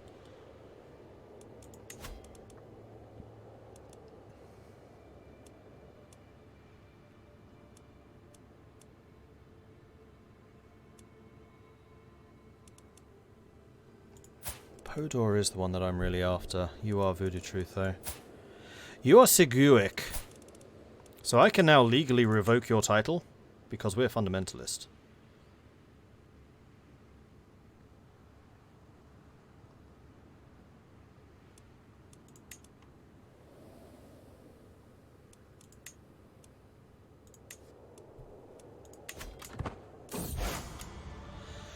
The Voodoo True Schism. The Austeru elders have lost their way and can no longer be trusted to guide us. To remedy this, I've gathered a select group of Godar together to discuss the future of our faith. These Godar have declared Voodoo True to be the one true faith, and have requested the aid of the spirits to help guide the faithful through these turbulent times. The burgeoning movement has decided not to instate a religious head, preferring instead to let each Godai determine what teachings are appropriate for their own temple. Ooh, speaking of which, we can now fire your ass and bring in one of my amazing people, like the Countess. Oh, it's a temporal position. I can bring anyone in. Oh, yes! This does, however, mean I'm getting rid of Gandalf. Sorry, Gandalf.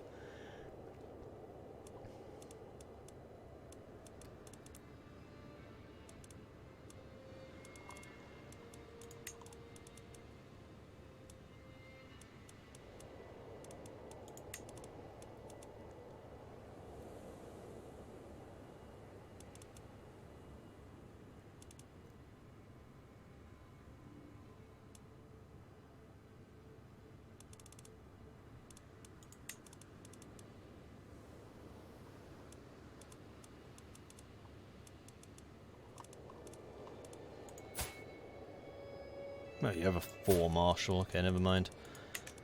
I think I'm overthinking this a bit.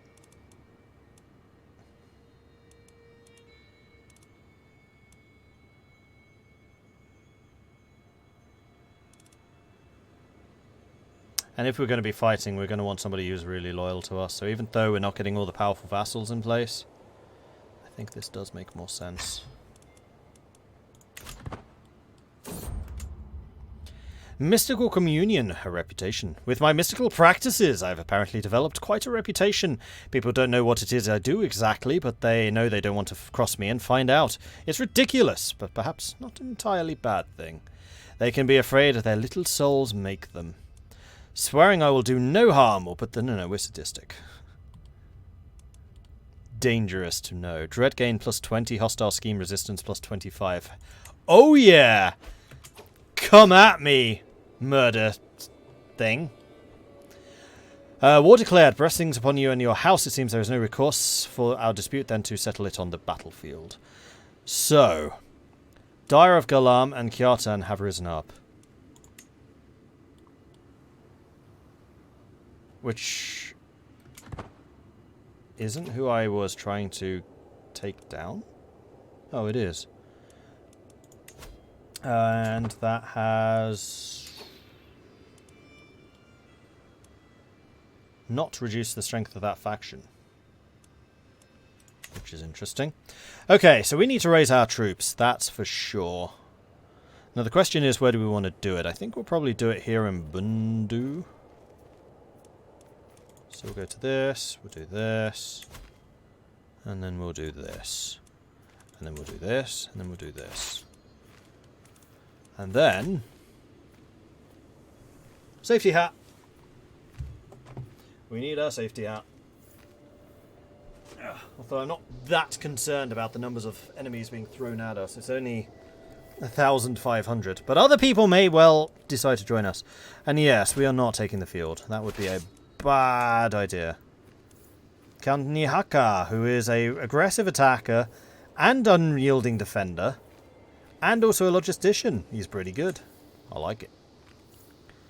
Alright, 14 days to gather the troops. That's okay. 4, 3, 2, 1, done. Then the next thing we're going to do is we're going to split out the trebuchets. And sufficient levies to protect them. And we're going to give you a siege commander.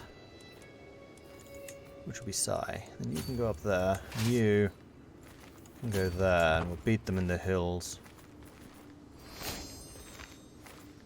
We have discovered Castle Bailey's. Have we? And what exactly is a Castle Bailey do? Unlocks high medieval military buildings, levy reinforcement rate plus 15%. Okay, cool. Faster reinforcement.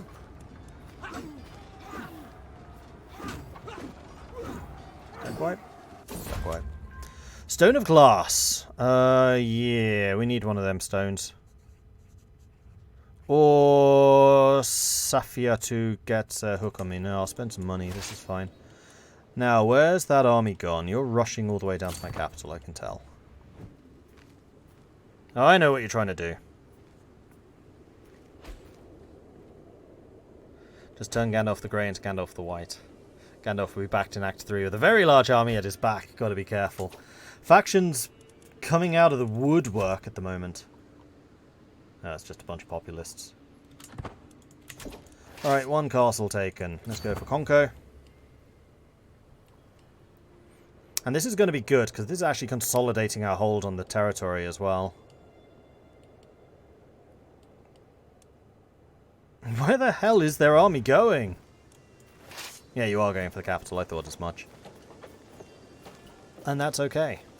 Because I will smash you there. Oh, nope, he's seen me. Gotcha. So we have a +7 because we are the defender. And this guy is apparently a really good commander. They have pikemen who are countering my horsemen, though not particularly effectively. Then my archers are almost entirely countering their footmen. Their Lightfoot. Princess Taka killed Tulia. That was not a shatter, however. But that's enough to win the war. In force. I gain 24 dread. Both Daya and Kjartan are thrown in jail. So you revoke title because you're a filthy criminal. And you.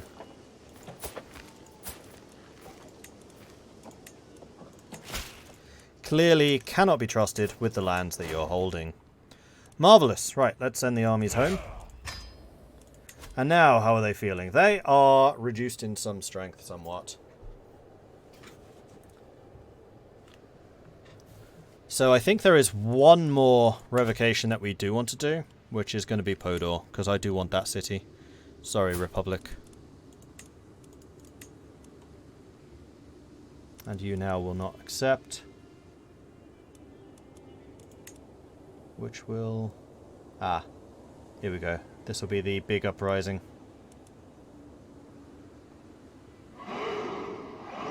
It's going to be a significant restructuring of the realm, but this is costing us 20 tyranny for getting rid of all of these upstarts. And I want them to rise up. Like, bring it, guys! Bring it! Oh, we do have a revolt over there. It's not me. That's the local count. See, I'm not at war. Alright, war declared. They brought in a few people. 4,600 against my 3,500. We are once again going to raise our troops here. I am not going to command them. Niahata is. And let's fight this. And again, this time, a little bit more threatening, so we need the safety helmet.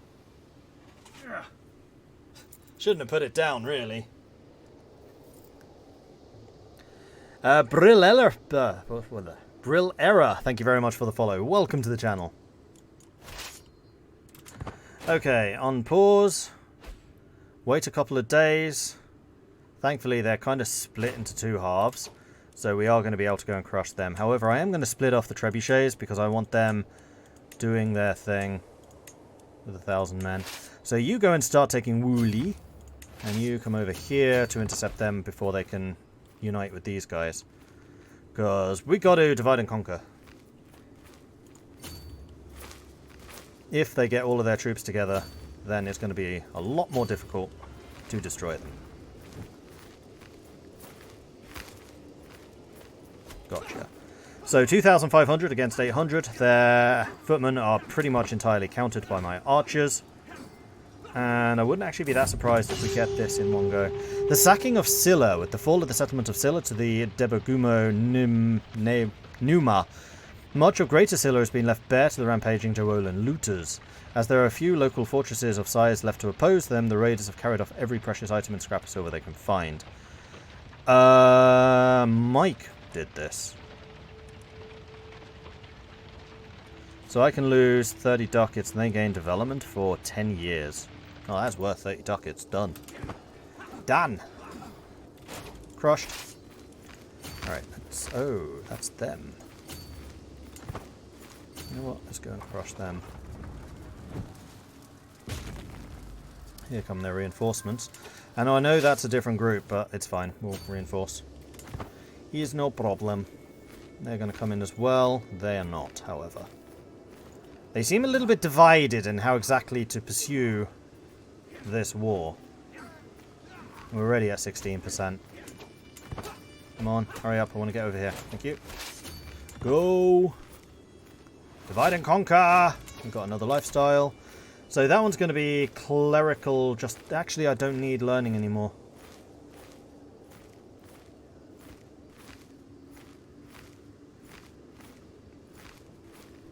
I mean, the faith hostility advantage would be nice, but no, we need to be focusing something else. Probably stewardship, especially architect. And I would also just like to own more lands, because we're going to be at that capacity. Oh yeah, we do need to change councillors too. So yeah, that's what we're going to do. We are now going to focus on stewardship, I think.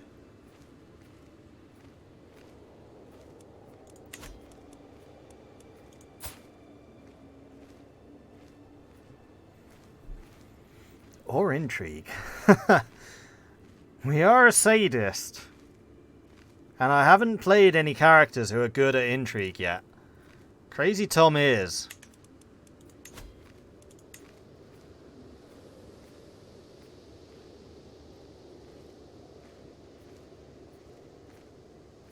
And intimidation would come with dread, which would allow me to cow my minions into submission. But I don't know that we necessarily need to be playing with a high dread character, although we are terrifying.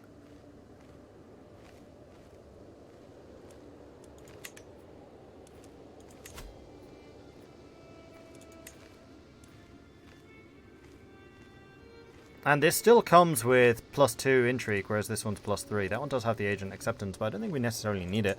We're going to go intimidating, but I don't think we're going to go torturer. We're probably going to go schemer.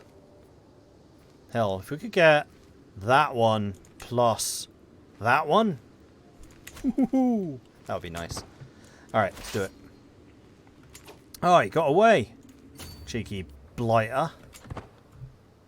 Ooh, we need to come down here in case they come after this army. That would be the danger. Alright, that's the... Oh no, that's Mike's army. I thought that was going to be the ducal army.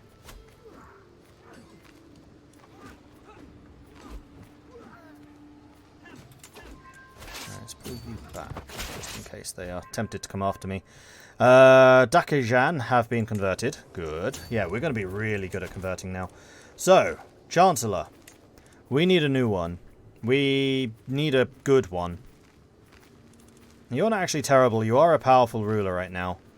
And keeping you on side, I think, would be quite useful. We do need a good steward. Helson's an excellent steward. Helson's already working as the spy master, so we'll bring in Kalinicus. Okay, you're doing that, you're doing that. You need to be converting. Except that we need to be going to Voodoo True now. So let's get Burr converted to Voodoo True. It's going to take only 14 months. That's not bad. Not bad at all.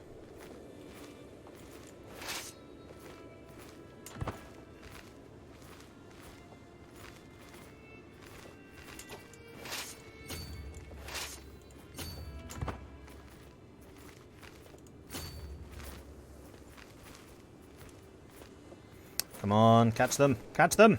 Yes. 2,500 against 2,500. We have a 24 combat against their 17. My archers are not very countered. My skirmishers are not countered at all. My cavalry are somewhat countered. Their skirmishers barely countered. The spearmen not counted at all. Their cavalry not counted at all. So they are actually countering us a little bit better. They also have more champions. We can't see what their skill is like. We're winning. We're winning quite hard. Mostly because of the commander advantage. But this is definitely not without losses.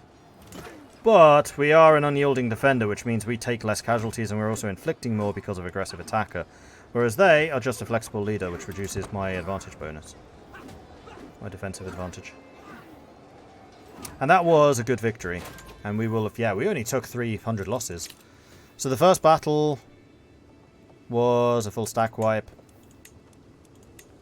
Second battle was a bigger one. We lost 300, they lost 900. Third battle, stack wipe. Fourth battle, stack wipe.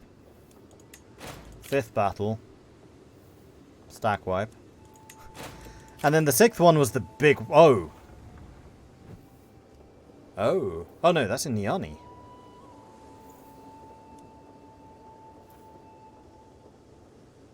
This was last year. Okay. That first battle was actually the one I'd meant to look at properly. No leader in the second. I definitely had a leader in the second army. It was Sai. Thank you. Alright, so they are being pushed back.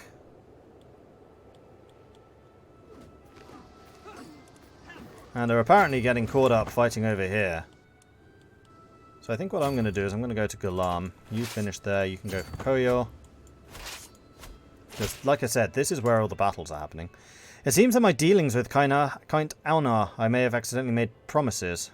Damn it, Tarkus. Fine, taxes can go down. Again, taxes I don't mind so much. Because I'd rather the vassals kept the money so that they could upgrade their holdings. Our dynasty is unlocked inherited tactics. That sounds to me like a military. Advantage +5. Okay. I am fully okay with this. Sweet. But those abilities are now getting incredibly expensive. Are you seriously just retreating to Bumbuk? Because I will smash you in Bumbuk. No, you're not. Where the hell are you running to there? You know what? No, stay here. Interrogation. Based off the information I've gathered, I strongly suspect Dyer knows a secret which I do not. As I currently hold him captive, this gives me the perfect opportunity to use whatever methods I wish to learn what it is. Offer him release in exchange for the information. Mind games can often be quite revealing. 99% chance of success, and we also get some more intrigue lifestyle. I have learned of Dire non-believer secret. Unbelievers? In my realm? Unacceptable. We're now at 68% success. Who's the dynasty head? The dynasty head is currently Queen Escamond of West Francia. So they're currently sieging down Niani, but Niani did get the extra defences built. So it's going to take them 6 months, because they have no artillery. We should probably go and stop them regardless. A scheme at court. My spy master has come to me with grave news. While we do not yet know who, somebody is planning to kill my guest, Fatima. Yes, my guest. At His Majesty's convenience.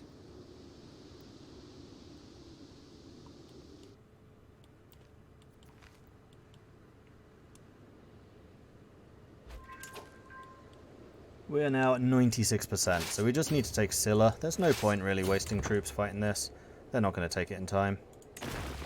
Although now they do have artillery, that's only 2 months. 2,800, that's going to be 3,400. They do outnumber me by 900 now. And that last fight was a little bit closer than I would have liked.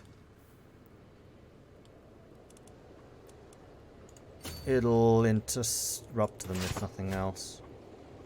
You're going to be done in 30 days.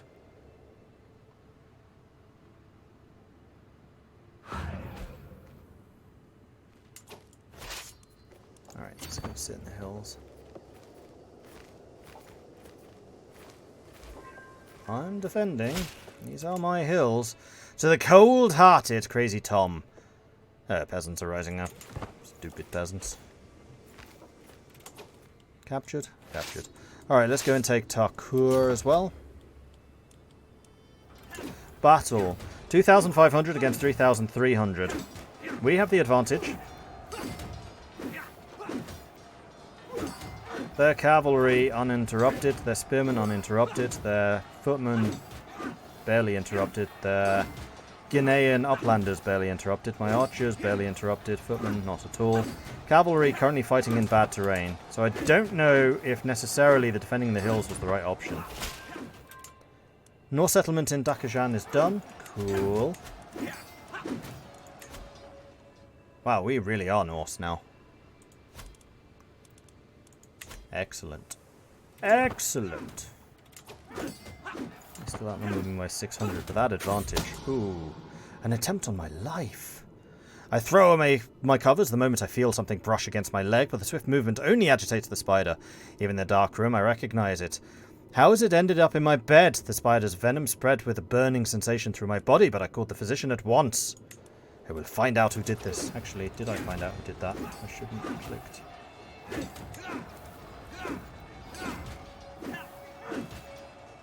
No.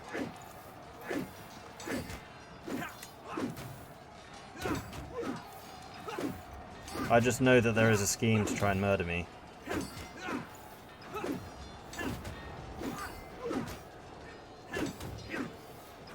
Has a +5 because Crazy Tom is close family. Well, that narrows it down a bit. Because there's a couple of them. Ooh, are we going to win? This is close. Oh, this is so close. We're winning. We're winning. We're winning. Ha. Our commander died, but we did win. Good lord, that was a close fight. So we lost 587. They lost 1,061. Our horsemen did okay. Footmen lost troops. The archers did exceptionally well. Levies didn't do great, and then my champions. But we did lose 1, 2, 3 champions. Including Helson. Oh no. That's our steward. Helson! But they lost 1,000 soldiers. Alright, so the first thing we need to do is bring in a new commander.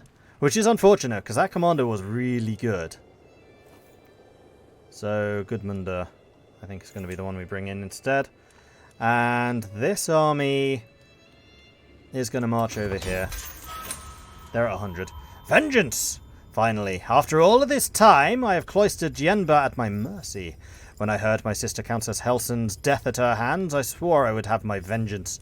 And I am a man of my word. Blood Eagle time!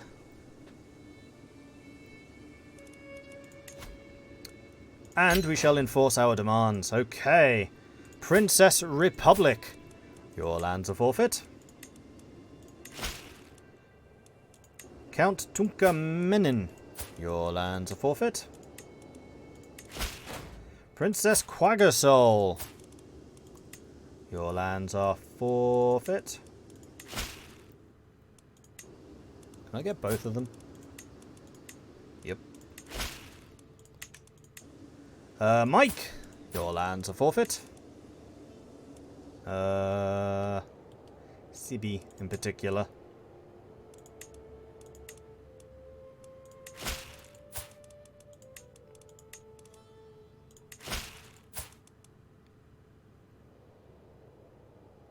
I could only take those. And then Duke Yunze. Now this is somebody that I've wanted to break territory away from for a long time. So you're definitely losing the County of Woolley. And Naomi. And Saloum. Oh no, that one's now Tyranny. Okay, so it looks like you can revoke 2 territories every time. So we just gained a whole bunch of more lands. And we are once again restored to our rightful position. Only this time, with loads more power. Can I show what's going on in Europe? I can. So, Orsatru is definitely holding its own in Europe. Danelaw is Ursatru, West Francia is Ursatru, Frisia is Ursatru, Sweden is Ursatru, and Biarmia is Ursatru. Denmark, unfortunately, has fallen to the old Ursatru, which is very unfortunate for them. In terms of territory, Danelaw, Frisia, West Francia, Sweden, Great Moravia, Ruthenia, Biarmaland, Venice, Marwinids are all doing well. Byzantium completely imploded. Mordvinia, which is not actually named after me, though it sounds like it should be, is doing quite well.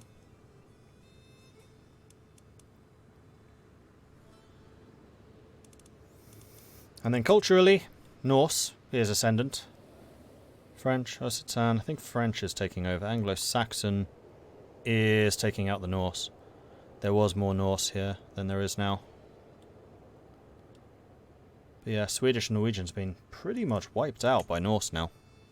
Is the Pope gone for good? Yeah, he's gone. He's dead.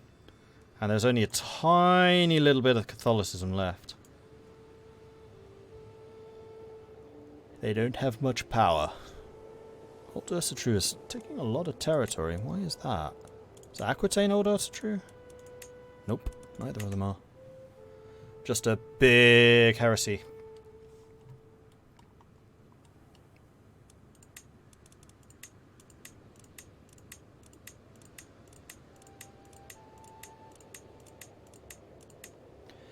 Right, well, that was a pretty brutal fight where quite a few people died. We are going to need a new spy master, because unfortunately they killed Helson, who was my spy master. Gudmundr is actually better than Dahl. Well, before we do this, we should hand out territories, and then we can do whatever it is we want to do. Next thing I want to do... we don't have enough money for this. Sod. Is... Actually, we can get money pretty easily. Go and fight them. In fact, you may as well just go now. Save some money on that.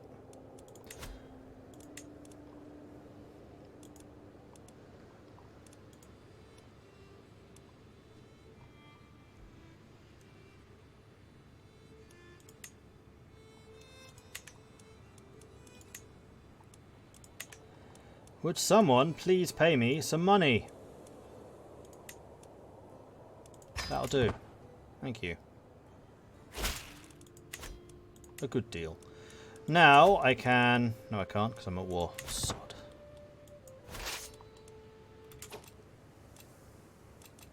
We are hugely above my domain limit, so we should probably sort that out first. Part of the reason I didn't want to do it was because I wanted to hold on to Podor. But that's okay, we can do everything we want to do without worrying about that. So the first things first, we want to see if there are any of my loyal people that deserve these territories. The next thing I want to do is go down and just see if any of these will convert.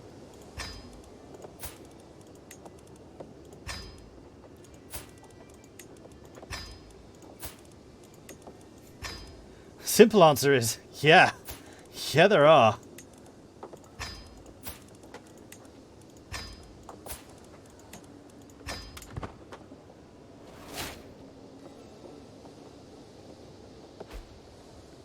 What's the new faith? It is Voodoo, which is basically also true, except that magic is accepted, and we've gone back to ancestor worship instead of the ritual feasts.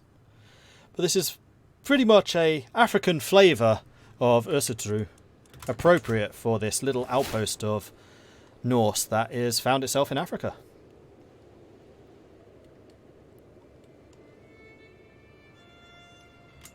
Alright, I'm going to assume that all of them have accepted. They have.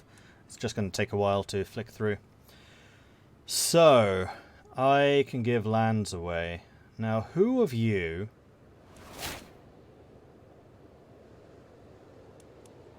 are worthy of this territory? You are.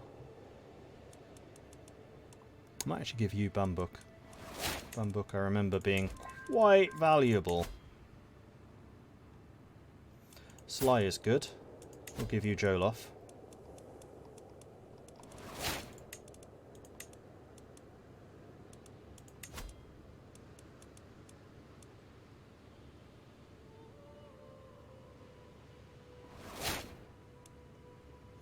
Now Morodau is actually one of the best people that we have. So you can have... Let's see what exactly the development is. You can have Naomi.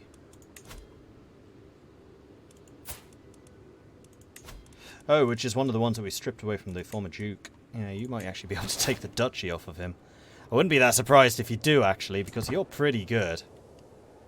Our armies are almost there.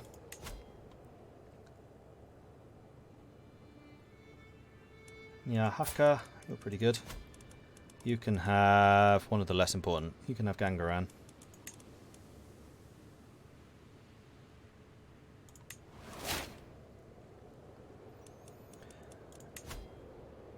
And any of the claimants? Helgi's not terrible. They're also incredibly cheap. That's good, because that means I can then convert you.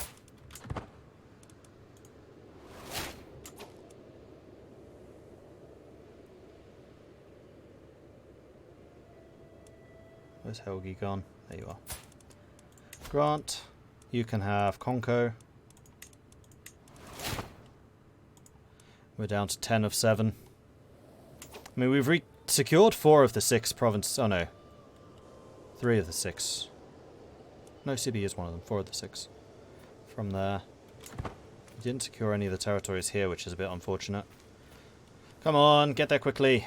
Get there quickly.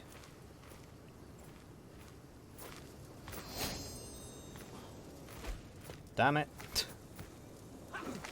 Like the day after we arrive, we can finally fight them. Their reinforcements arrived, but that's okay. Squish, 100%. I'll enforce that. Done. Disband. Done. Decision. Found Holy Order. We're going to make the headquarters, whatever the city in Podor was, Dagana. Done. Found. Okay, so we have our own Holy Order now. And it is the Faithful of Tyr. Oh, I like that name. That's cool. King Anon, does he have a wife yet? Yeah, for quite a while. I mean, he is 59 now. He is married to Bjornfled.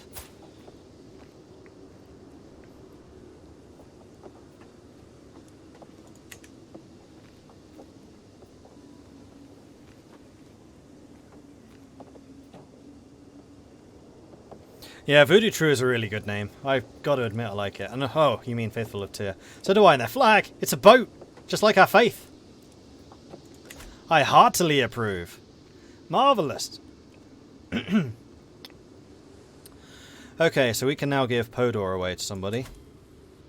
Probably someone who's a bit more militaristic. Preferably someone with a sense of stewarding as well. We could give it to the Queen. You don't have any lands, do you? No, you have claims, but no lands. You know what? You can have it. Podor is going to be your personal playground now.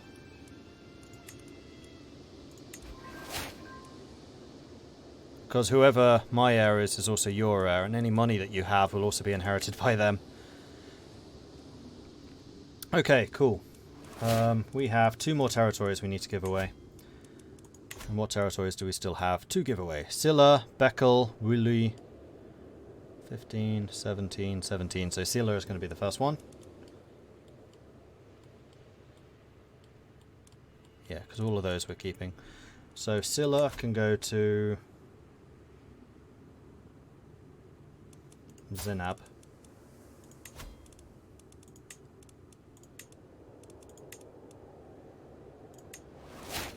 Didn't stop to check if you were my religion. Never mind. And then,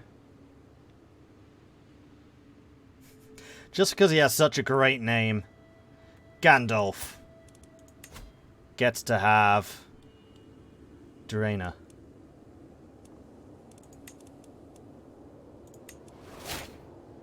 It's also the least valuable piece of territory I have. Marvellous! Okay, so Takrur is now established. We are now fully secured again. Factions being disbanded. We have no real threatening factions against us. We have a bunch of people in jail that we can demand all kinds of money from. And we have a new cadre of rather more loyal vassals in place. Money situation should turn around as soon as we unpause. I like where we are. We need a new spymaster and a new steward. So, who's a powerful vassal? Gudmundur is. Gudmundur would be actually a pretty good steward. No. Now Marurudu is a better steward. So we're going to assign Numamarudu as the steward, and then I think Gudmundur is going to be our spymaster. She is after all, or he is after all, a genius. And likes us rather more as well. Oh, you know what? The other thing I could have done, and probably should have done, with the murder scheme after me, is put my wife on intrigue. Actually, never mind. She's not very good at intrigue. Gandalf can hold the northern pass into our lands, and it is a fortified region. We did upgrade the defences here. So Gandalf holds the border. The way to the barbaric north and those British who are our neighbours. Ugh. British. And on that note, I'm going to say thank you very much for watching. I do hope you're enjoying this. If you are, hit that follow button so you get notifications when I'm live again in the future, which will be in, let's say, an hour and a half. So 10:30 PM we will continue, because I am finishing this late and I need to go and get something to eat. None shall pass by going through Gandalf. Exactly. So yeah, hit that follow button if you are enjoying this. If you are really enjoying this and want to support the channel and everything I do, then please do check out the Patreon, which you can find at patreon.com/MordredViking. I do also have a... Oh, you can also subscribe here on Twitch. That's another great way of doing it. I have a YouTube channel, which you can find at youtube.com/MordredViking. That is where the beginning of the series is. So if you are curious how on earth we made it from Gotland all the way down to West Africa, then you can find that over on youtube.com/MordredViking. I do also have a Discord, which is where the community hangs out. They're a very cool bunch, and it's always a real pleasure to see some new faces there. So come along, join us, say hello. You'd be more than welcome. We do have several channels dedicated to all things Crusader Kings, so ask for advice, swap stories, anything like that. It's a good place for it. I do have a top 10 things I wish I had known when I started Crusader Kings 3. That's a video on YouTube, and also a Vikings guide to raiding, because who better to teach you about raiding than a Viking? Obviously. Right, that's it for me. I'll be back 10:30 PM this evening for some more of Takrur. And we'll see where we can get to from there, because we have now made it to the shores of the Niger. And we can basically use that as a jumping off point to make it further east and continue on our march to India and Burma. Anyway, that's it for me. Thanks everyone for watching.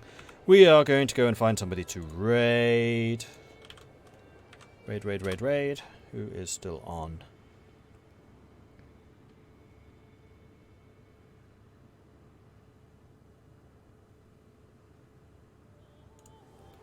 Shenrir. He's playing in Aarhus. And it's been a while since we raided Shen. So head on over to Shenria, say hello from Mordred Viking. I'd love to see his chat lit up with a Viking raid, which you can do just like that. Or if you're a subscriber and have access to the awesome emotes that we have here, you can use that one. Anyway, that's it from me for now. I will see you 10:30 PM this evening. Until then, enjoy. Bye.